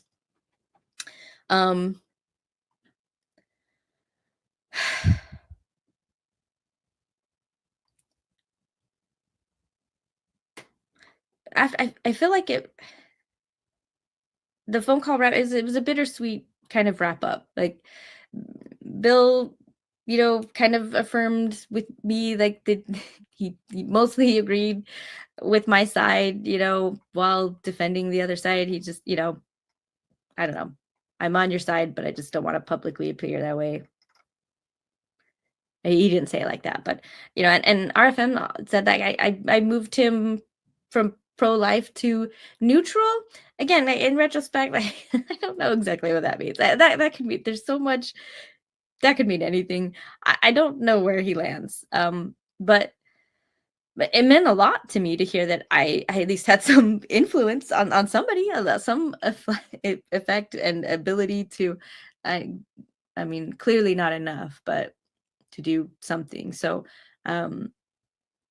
I felt that these words from Bill and RFM were a very precious gift to pass on to me before the end. So after that, it was just like logistical things. I did tell them, like, I'd be happy to fill in as co-host from time to time, like I used to do when one of them couldn't make a show, or to feel free to invite me back as a guest for any subjects they want my particular input on, especially around women in the church. Like, I'd said I would be happy to do that. Like, and I'd still be watching this show. I'd be joining in as a viewer and in the live chat as much as I'm able, and maybe even like call in at the end of the show, or drop in from time to time. Like, I had thoughts about jumping on Mormonism After Dark, but once that got started, just pop up, say hi, familiar face, whatever. Like, I thought our audience would love it if I showed up again there. Now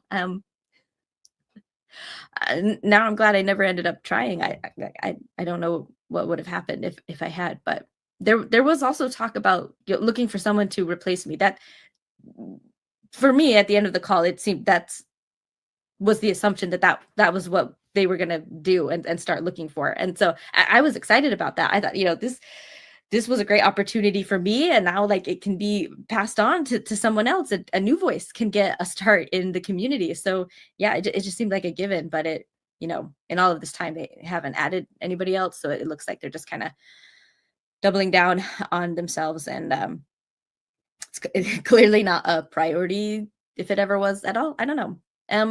I figured, again, because I was leaving, on good terms, more or less. I figured we'd work out some kind of like goodbye episode, or something, but initially Bill went just like straight business, or to give him the benefit of, maybe he just took my resignation like really, really literally, as in, like, I'm done right now, like right this second, I'm never coming back. But I mean the decision, that was done, like, that was done. But I gotta say goodbye. I want to say goodbye. And of course I could still be there for the upcoming show. Like, I'm giving notice, okay? Like, that's what this is supposed to be. So luckily, RFM and I were both on the same page as far as the optics go. Like, he and I were both like, look, Maven can't just drop off and disappear with no warning. Like, no, nothing. That would look very bad, especially coming on the heels of the Gen Camp stuff. Like, it would definitely cause a stir. Like, I knew it, RFM knew it, and we painted the picture for Bill. So Dan Vogel was coming back that week for a part 2 from his previous week. And so Yeah, so I was thinking maybe I would the episode after that like would be my goodbye or something, but it was decided on this call at this time that I would just they would give me a few minutes at the end of the next show with Dan Vogel. And yeah, so that was episode 186, and I believe that was June 26th. So how far are we? I don't know, 2 hours in. This is the part where we like come back to what I alluded to at the very beginning, the decisions that I made, that I explained earlier that I now regret and that I feel were um, dishonest towards the audience. So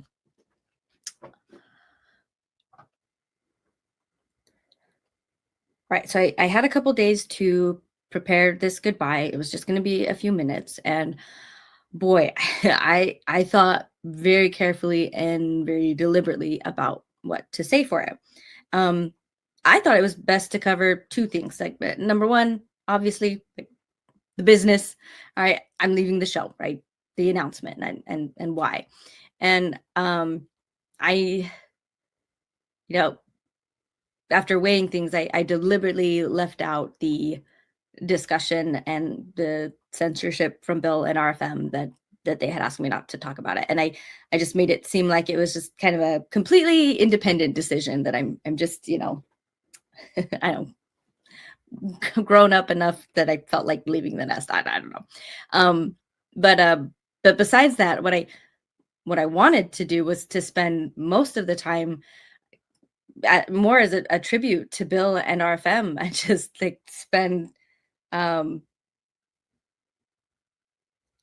I just wanted to do right by them and express my gratitude for Bill and RFM and the community for the opportunity and the identity that the show provided for me. I wanted that to be the heart of this, kind of like farewell talk. Like and I did. I thought I did.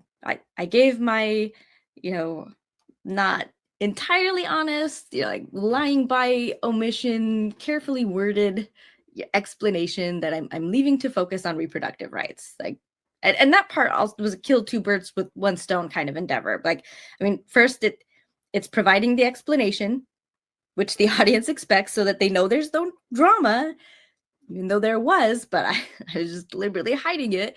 But secondly, I it just would be seen as good news by the whole audience, like regardless of where they fall on the issue, right? Like pro-choicers, they'd be happy for me. Like, great job, Maven. Good job for branching out and tackling this head on, right? But also for the other side, like, and the donors that threatening to stop supporting, shouldn't they be happy to know, like, they're getting rid of me? Like, they got what they wanted. It's a win-win for everybody, except for one.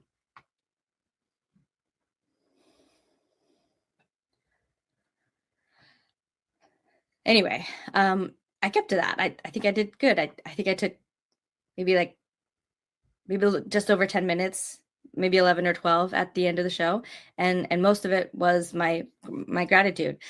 I did spend like just a couple on reproductive rights stuff. Like, I mean, besides, there's the explanation. Like, I talked about reproductive rights a bit, as in like, this is why it matters to me, and I'm going to do that. But I only 1 minute of it was directly addressing like some of the criticisms that had been forwarded, right? um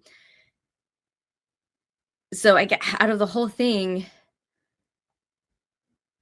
this piece that less than a minute potentially could be the most controversial. But it just, yeah, it was just the same bullshit where people wanted to pretend they're not accountable for the harm their ideology causes. That they want to pretend that I mean, just like Mormonism, that it's, you know it's it's not that there's an underlying issue with the belief, but just it's, it's always other people that are the ones that are causing the harm, right? And not like the system that is actually causing the harm.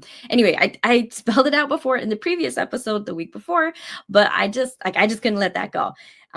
Like, nope, I'm holding you accountable. You're part of it. You're part of the problem. But I still wasn't like as ranty as, the 182 episode. But yes, but like seriously, that part was less than a minute, if I recall correctly. The rest of it was my main message. It was mostly about Bill and RFM and the community. And I thought I did really well. Maybe Bill and RFM were like nervous about what I might say, and maybe they were worried about me calling them out.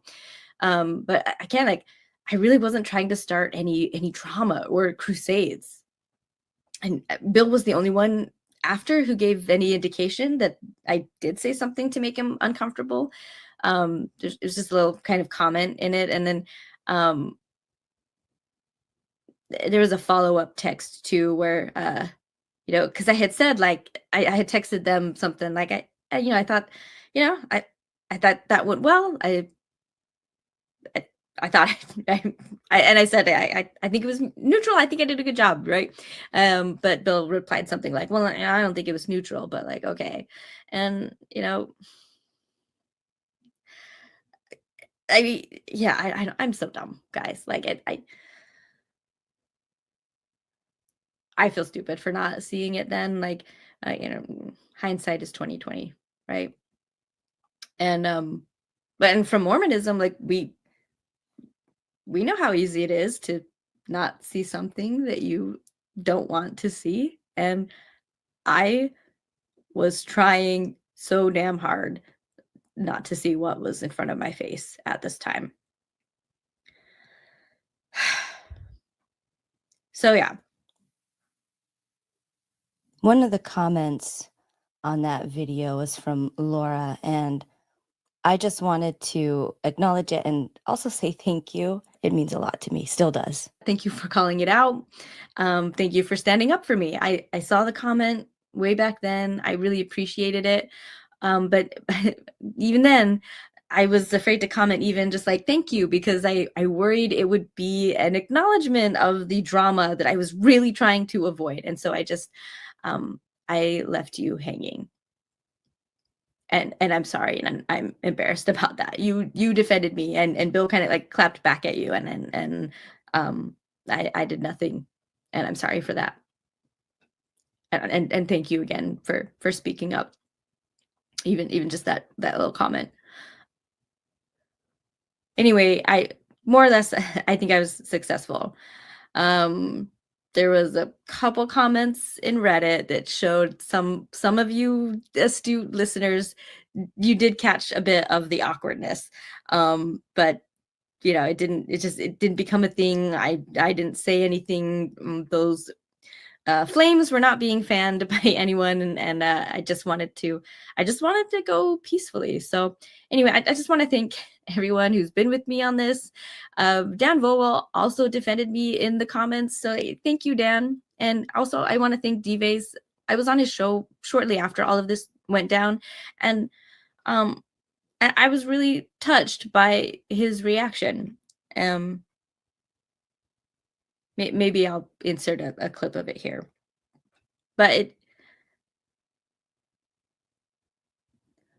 it meant a lot to see how much he cared.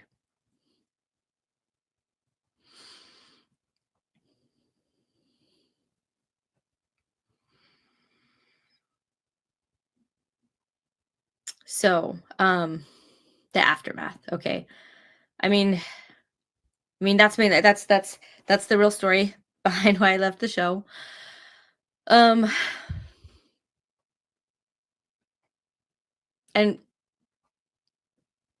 things seemed more or less normal at first. Like, if I wasn't working, if I was able to, I came in the live chat. I was chatting when I was able, right? I'm leaving comments on episodes. I'm liking. I'm engaging with the channel. Like it's small, but I'm still trying to do my part, like I said I would. And I was still talking and texting Bill and RFM regularly, as I did before. Like, Bill did ask me to send back the equipment that had been donated by somebody, so I did do that. I packed it all back up and and sent it back. And then I even saw RFM in Utah in, was it July or August? I think August. It was at Sunstone.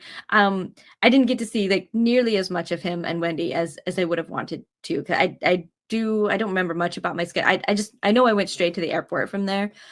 So I wasn't hanging around a lot. But yeah, in the meantime, I did some interviews with Jean on Latter Daily Digest, and sometimes on topics that doubled up with my reproductive rights channel. I had an interview with Exmo Joe. I co-hosted like my first Mormon Stories episode about a very public sex abuse scandal in Denmark, along with modding most Mormon Stories episodes, like before. But plus, like at this time, I moved cities, got a new local job for my main source of income, right? It just, there was a lot going on, but I was still around. I was still participating. The only other kind of blip on the radar that happened was a certain Mormon newscast episode at the end of October. RFM, the headline story was covered by RFM, and it was Mike Lee's attempted suppression of the press in Utah, reporting on a reproductive rights rally that happened at the state capitol. And I'm glad he did. I'm glad he covered it. It just is a little bit weird, though, when you think that it has nothing to do with Mormonism. It was clearly, political, but maybe when you've got like a political subject, like this reproductive rights combined with a Mormon politician, like maybe it cancels each other out, and now it's okay to talk about. And see, this is exactly an example of why like this censorship from Bill and RFM to not say certain things. Could they have told me anything then that like would not have covered also some of the things that RFM brought up himself, that like quotes that were even included in his slide? Again, it's just just pointing out that the feasibility of me being like actually able to do what they thought they were asking me to do. I think this episode kind of proves that. But anyway, you know me, I was definitely in the chat for that, and I'm going to advocate for my rights, as did most others in the chat. But there was this one advocate against those rights. And so, yeah, we kind of kept that going a bit, back and forth, kind of like the whole show, or most of it. And Bill did come in at one point and ask for us to move on from the abortion topic after it had gone well past that segment. And to be fair, again, full transparency, other chatters also did too. There were a couple that were like, okay, can you please move on, right? This person and I didn't wrap it up quite that instantly, and that's partly due to delays like in seeing certain responses as I was like typing things up and then kind of scrolling down to catch back up. But we wrapped it up organically sometime shortly after that, and again on our own and on friendly terms, us being the adults that we are. So like we wrapped up okay. And so I didn't think much of it until Bill sent me another text the next day, just kind of admonishing me over it. And it was annoying because I'm a viewer now. I wasn't even a mod anymore. But Bill wanted to be sure this gag order is in place. I guess even in the chat, even if other live chatters are able to say the exact same things, again, even when it is relevant, because it's literally the topic brought up in the video, but just whatever. Like it did change like one little thing, because like I said, up to this point, I was purposely watching the newscast because it's simulcasted to Mormon discussions and Mormonish. I always made sure to be watching and engaging from Mormon discussions side of it, just to give them that view and engagement. Just, I mean, partly out of a sense of loyalty to Bill and the brand. And I'm subscribed to Mormonish, so if there's like popped up first for me when I opened the YouTube app, like if I started there, I would make sure to like switch over to the other channel. But I know, just getting that text from Bill made me feel like, okay, you know, switching to engaging from the Mormonish side would probably be more appreciated by everyone. So I did, just to be on the safe side, and also so like Bill and RFM wouldn't worry anymore about seeing me in their chat. You know, I just thought, like, again, I think I'm being quite accommodating, you know, to their feelings. No big deal.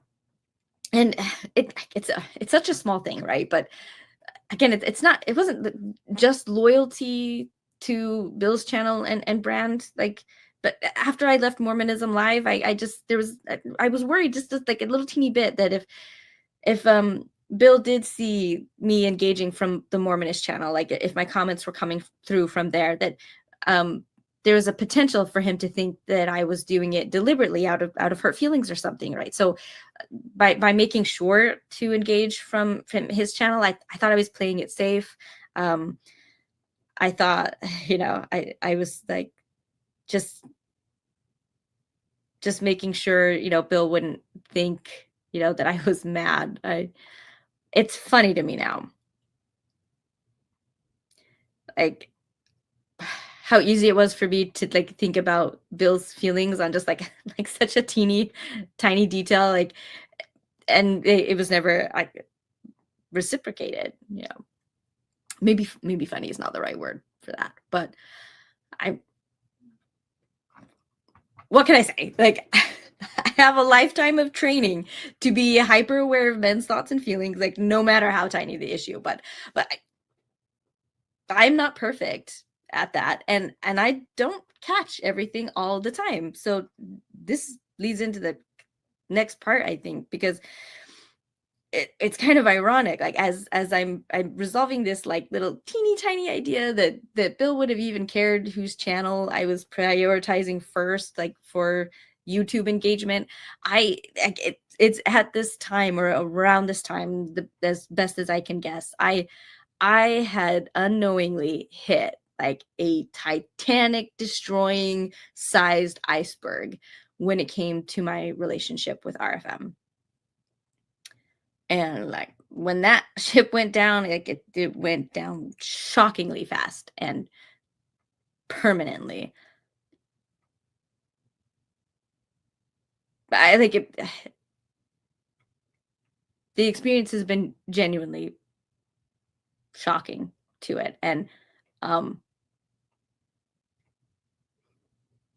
I guess like there was a little bit slight delay in communication, like figuring out like what even happened, like that it was gone. Like it's just like yeah, just like what, it's gone. Like what happened?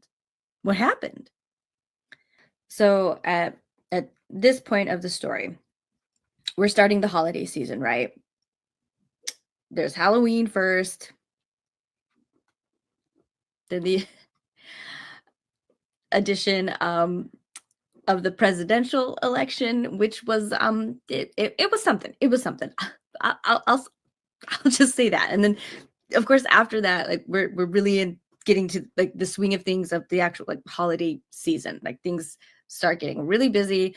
We've got Thanksgiving and then Christmas and then New Year. Like for a lot of people, they have a lot of engagements. It's a hectic time, lots of family time, and especially in the ex-Mormon sphere, like the relationships can be kind of fraught when you leave the church. So anyway, but I definitely think the election also kind of amplified that for the holidays last year for people. But yeah, across the board, right? My contact with a lot of people kind of took a significant dip at that time. I know I wasn't as communicative, but again, I felt like it was the same for a lot of my contacts. There were a lot of us kind of reeling at what happened and needed some time to like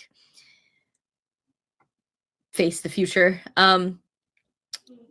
Plus, in general, I'm the type of person I drop contact like for varying periods of time, and then will sometimes pick back up randomly. And I appreciate my friends who understand that.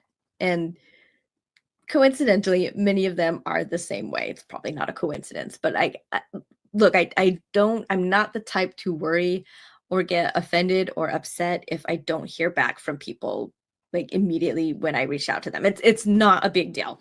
I always trust people have their reasons, right? Even just forgetting me, like included, because I do it all the time. I do it all the time. This is a trespass. I forgive in hopes that my exact same trespasses are forgiven as well. Okay, so that's just how I am. So initially, um, I didn't notice or think much of a drop in communication from RFM. Okay, but over time it starts to become more obvious. I'm starting to notice certain things, and I mean, like before it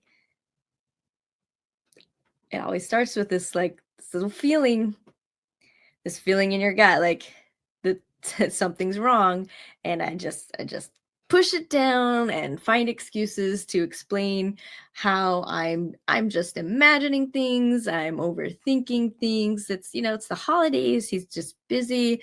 He probably didn't see that message, or he forgot, or like he would have told me if there was an issue, right? So yeah, I'm kind of, dealing with this, but then it was fixed. Like all of that was put to rest about a week before Thanksgiving. I was included in RFM's like massive group text inviting us to participate in the Christmas Eve show. Yeah, so massive. I'm in it. So I I didn't know initially if I would be able to attend because there's a possibility that I was going to work that night, and I did. But uh, a shift that started later. Anyway, so I didn't immediately answer the invitation right away, but I at the very least, like getting that invitation helped me know like everything's fine between me and RFM, because if it wasn't, he wouldn't have included me in the text. So yeah, okay, I was definitely imagining it. Or was I? Because after that, like the silence continued and it became even more obvious. So at one point I was confident enough that like in my work schedule that um I was pretty sure the shift I was going to get would be one that I was pretty sure that I could join RFM's Christmas Eve show. I'll just say that. So I texted RFM. I text him like I'm in. No answer.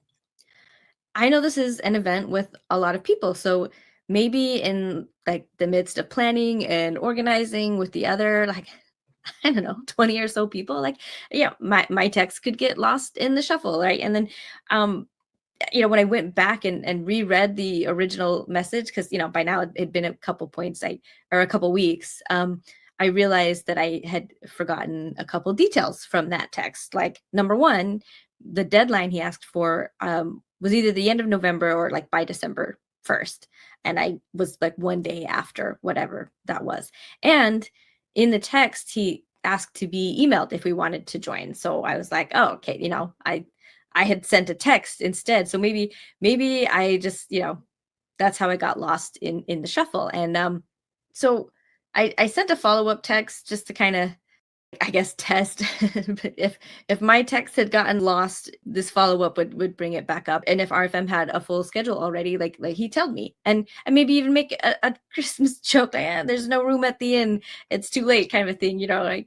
But yeah, like I just and that would have been fine too. It just would have been nice to hear something. And I do want but before I forget to include this later, this is actually like a more recent revelation about that holiday time last year. I did find out that RFM it still didn't have the show as filled out, like the schedule filled out as much as he had wanted to. And like a week before Christmas, that Christmas Eve show, he reached out to a few more people to extend the invite to, to come on the show. So, and that definitely happened.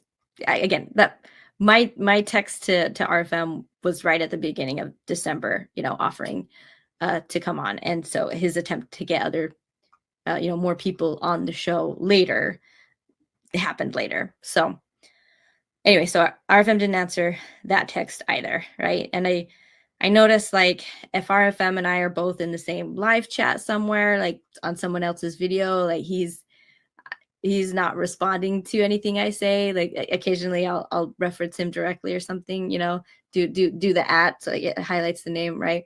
And again, like I don't think too much of it at first because like, you know, that's not unusual for RFM. Like when he joins the chat, sometimes he's not there the whole time or or super chatty, like a lot of times it's only a few chats. And so I regularly see this happening to other people too. Other people might ask our friend a question that like he never sees or responds to, or something like, and y- I don't, sometimes I'm listening to shows when I'm doing other things, so I'm not actually like actively watching the chat. I'm just it's as I'm listening, I have a thought or a comment come in my head that like I'll go back to the computer and type something and maybe stay for a few minutes or whatever. It just gets to the point like it's ridiculous. Like it goes beyond what I can just attribute to chance. Like it wasn't like not just the life, just everything else. And so I finally I sent a text to RFM on December 12th, just asking straight up because I was tired of guessing. I was tired of this pit in my stomach, just growing and growing, and not knowing and hoping he would tell me. So yeah, I asked, like, are we still friends, or did I ruin it?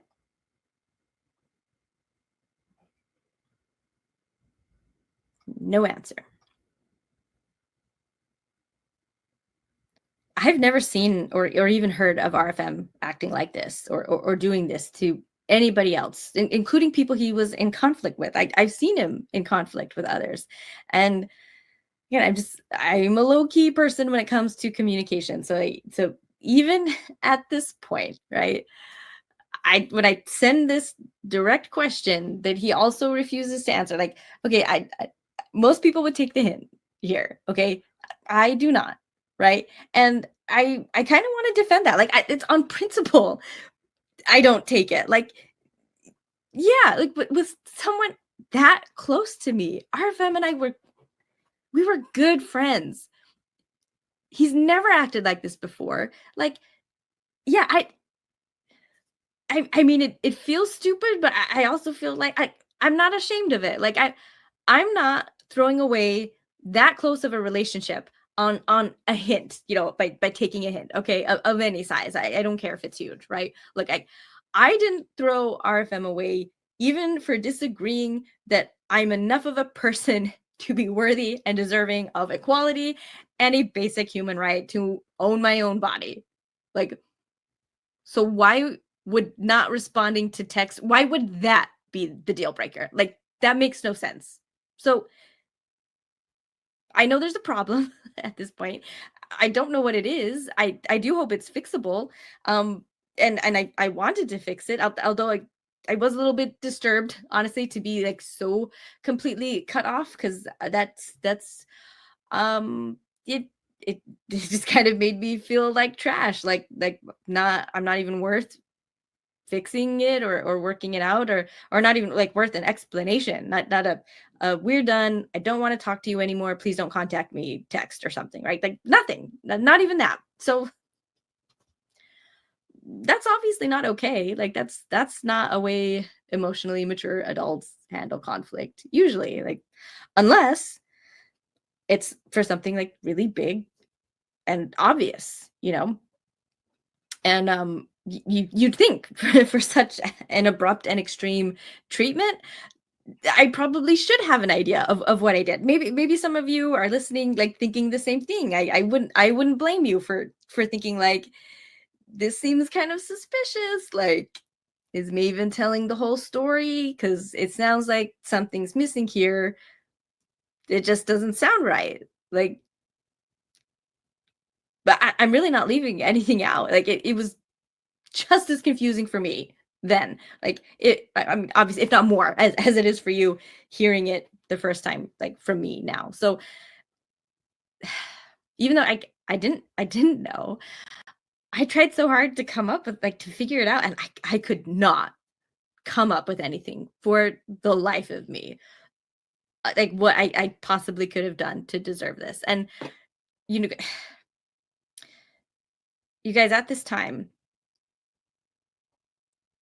and like, December was kind of rough, but like my biggest fear, the thing again, just like that pit in the stomach, like this gnawing feeling, and it my biggest fear was that I had done something that bad to him, so bad that I deserved to be treated this way.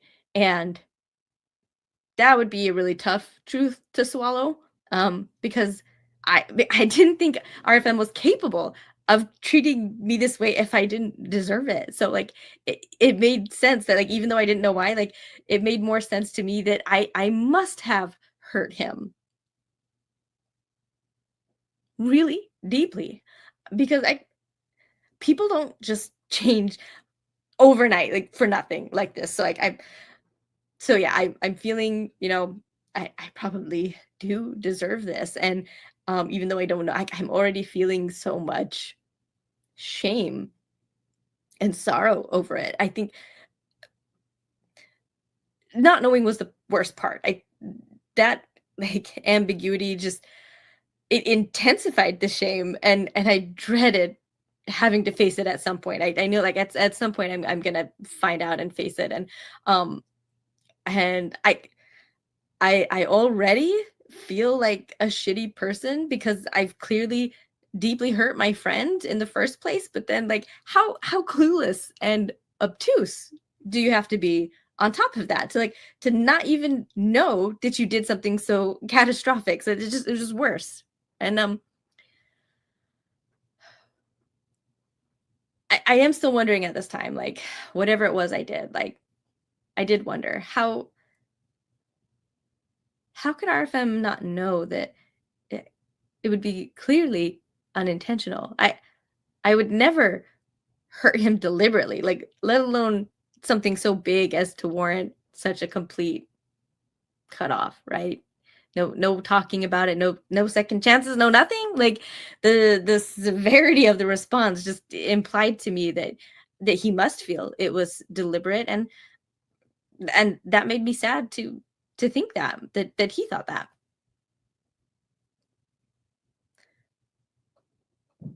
I can honestly, I've never been in a situation like this, like, in my life.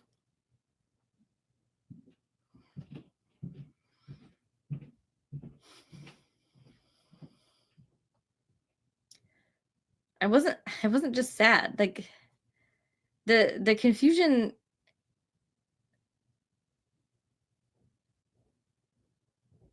it, it made me feel really, like, it was disturbing and unsettling. Like, it,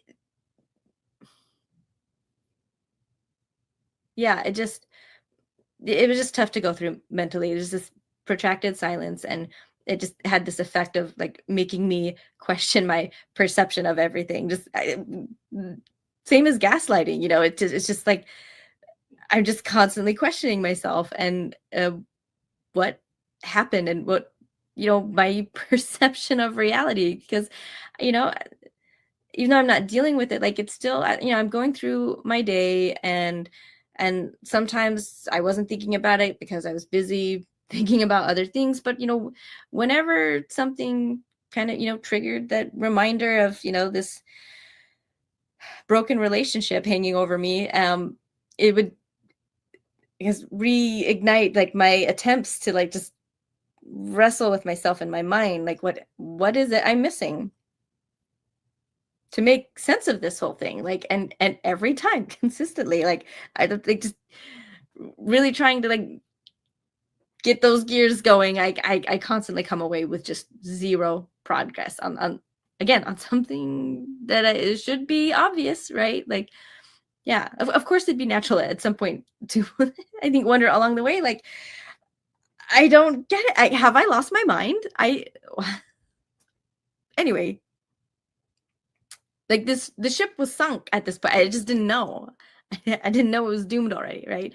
I still feel like, think that there's a way to fix it once I find the problem, right? And I thought I had the luxury of enough time to kind of push it to after the holidays to deal with. So you know, that was another factor, right? And then also like RFM, like he's not talking to or responding to me at all. So like clearly he needs some space, you know. So it's not like the ball was actually even in my court to like really aggressively pursue this. Like RFM had plenty of options, right?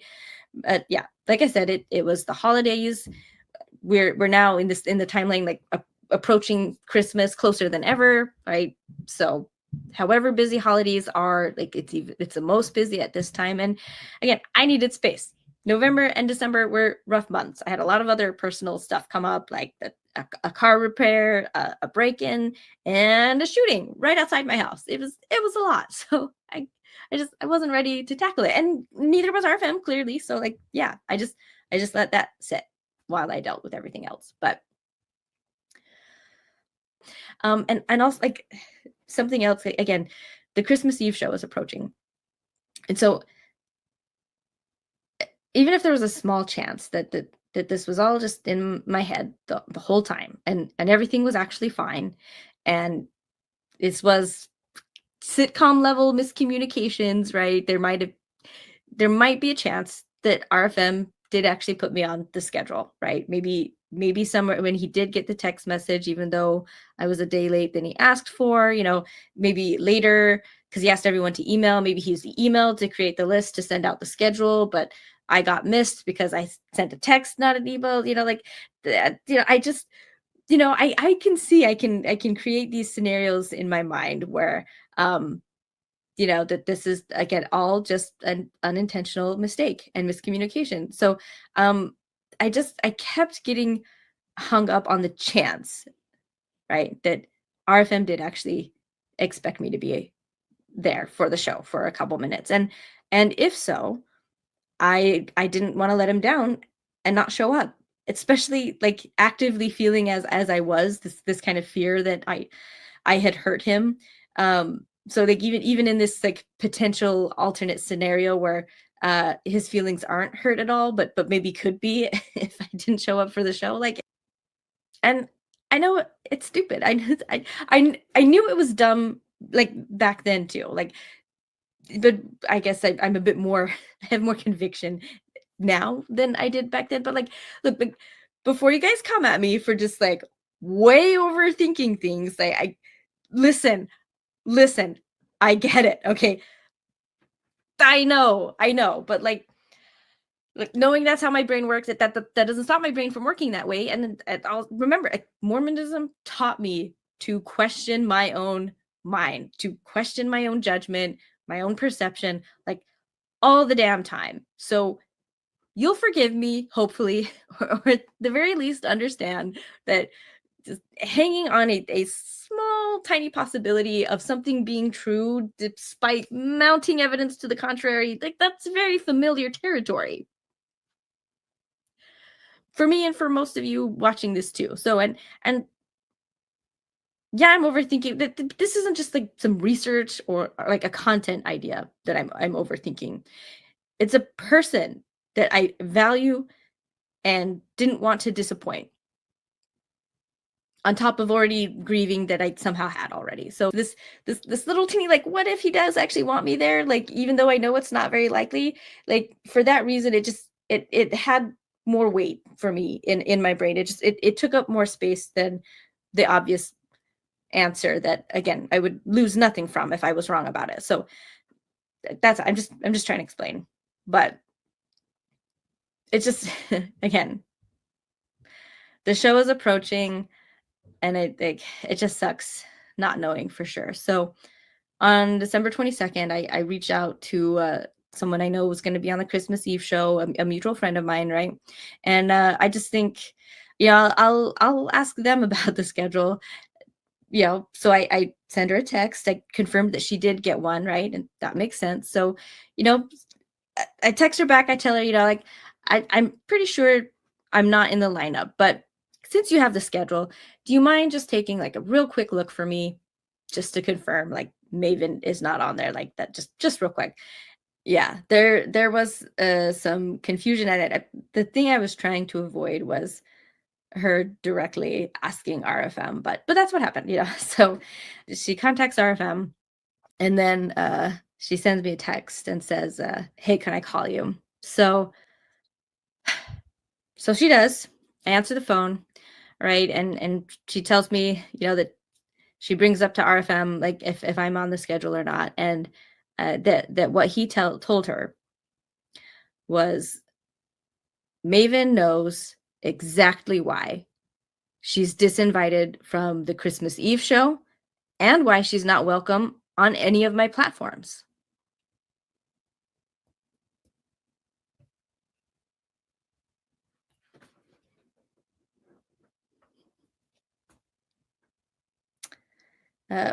So yeah. So obviously she asked me like, are you sure you don't know? Because he says you do. And I just, oh, just wow. Wow, wow, wow, wow, wow.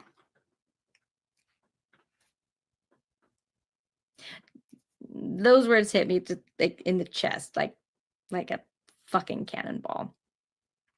And still didn't tell me what I did. Oh, okay, like first of all, there was no disinvited. I was invited. There was no communication, any retraction of said invite. But at least I finally know one thing concretely. Like, I don't have to worry about disappointing RFM by not being there. Like, quite the opposite. Like, at least I have that. That's what I was looking for in the first place. But I also didn't know, like, I was banned from all the platforms. Just like, oh, okay. Yeah, it just made like a bad situation just already worse. And again, like I have no idea, but apparently, like he thinks I do have an idea. And again, like I'm genuine. I'm back to feeling like am I losing my mind? We're clearly operating like in very different realities at this point. Like my God, like can it get any worse? Like I'm afraid to ask at this point, right? So all right. So after this phone call with this like mutual friend, like it ended pretty shortly after that because like she didn't have much more to add, and I didn't have any guesses. All I could say was just like, nope. Like I still really don't know. I really don't know. Um, yeah, I didn't have anything to say, but I did have a lot to cry about, which I prefer to do alone and not on the phone with people. So yeah, she heard it though. She started to hear it in my voice. Like I remember she just said, "I'm so sorry, Maven." And that helped actually. I know sometimes we feel like words like that can seem like inadequate, um when our friends are sad or something, like we wish we could say more, but I mean even just that, like I felt very seen um and understood by that. So um we kept texting back. I get a bit, she because now she's invested, she's curious, right? Like it's got to be something. Are you sure you don't know? Like she would ask, and she's the one that guessed. Like, is it? I think it's from leaving Mormonism live, but I thought like no way because we've talked, we've texted since then, and time flies. I remember her saying like, wasn't that just like just like a month or two ago? And but like no, by Chris, this is like 6 months, like and I saw RFM, I saw him in person at Sunstone. Like everything seemed totally fine then. There wasn't anything, that gut feeling hadn't started yet. So like that's this whole time I'm thinking I had to have done something recently. So like even though we haven't been talking, maybe I said something on a different show or podcast that he found offensive. I don't know. And so anyway, this friend calls me back a few hours later. She called RFM and she got the scoop. She got more detail, and finally the mystery is solved, sort of, more or less. You know what? You guys get to be the judge at the end of this. This point's going to be the weakest part of my narrative, I think. I mean, everything up till now, this is all like my point of view and what I'm experiencing and heard directly. But now at this point, we're getting the story heard like third hand. Like you're getting it from me, that I got from this friend, that she got from RFM. So like, and it's been a couple months since this conversation happened. So if RFM were, to want to like deny everything from this point on, he very well could. Like he'd have to throw our friend completely under the bus and like make her out to be a shit stirrer and liar. I have zero reason to believe that she would have made any of this up like at that time. That so I yeah, that's not even like a possibility in my brain. But anyway, I wanted to voice this caveat, right? RFM was not willing to talk to me directly and still has not at any point it's all of this started. So this little literal game of telephone is the best I have to understand and work through all of this. And so yeah, it's the best I have to share with you at this moment. All I can say is like everything else that I talk about from here on after like will accurately represent just my understanding currently. I am determined to be upper in the saddle of the power. That's ultimately what I wanted, and that's not what I got. Like that was my betrayal. I just think that I deserve the same rights they have always had the privilege of enjoying without threat, like in perfect comfort their whole lives. And I really don't think I'm asking much. I really think that the bar is really fucking low in what I'm asking for. But like how did I hurt them? I embarrassed them by advocating for my rights and by leaving the show. I rejected them. They never asked me to leave the show. They wanted me to stay. Right. And just shut up about this little topic over here, right? So they could keep some donors. And instead I mostly shut up by leaving the show. And lastly, the final straw was that live chat on the Mormon Newscast. That after that Bill, the text Bill had sent, it was in our group chat, so RFM saw it too. So when RFM saw that text, he went back to watch the show and watch the live chat specifically to see what I'd done and what I said, and what he saw infuriated him. That's the one word like I confidently remember being told, as this friend is relaying this to me, right? Infuriated with me how I treated this like particular live chatter. And that he's never seen them again in the live chat, and he even passed on the username. RFM kind of like summed things up with this assertion that like clearly I cannot be trusted on any show, on any topic, without these hysterical political takeovers. And while I think that RFM's opinion is a big part, I think Bill was also 100% on board. Like they're two peas in a pod, I texted him saying like, I just found out about this thing with RFM, and do you feel the same way? And I got nothing, and still haven't. So, but I'm I'm a bit more willing to take the hint at this point, I guess. So, yeah, but that's it. There you have it. That's it. That's the answer. That's what I did.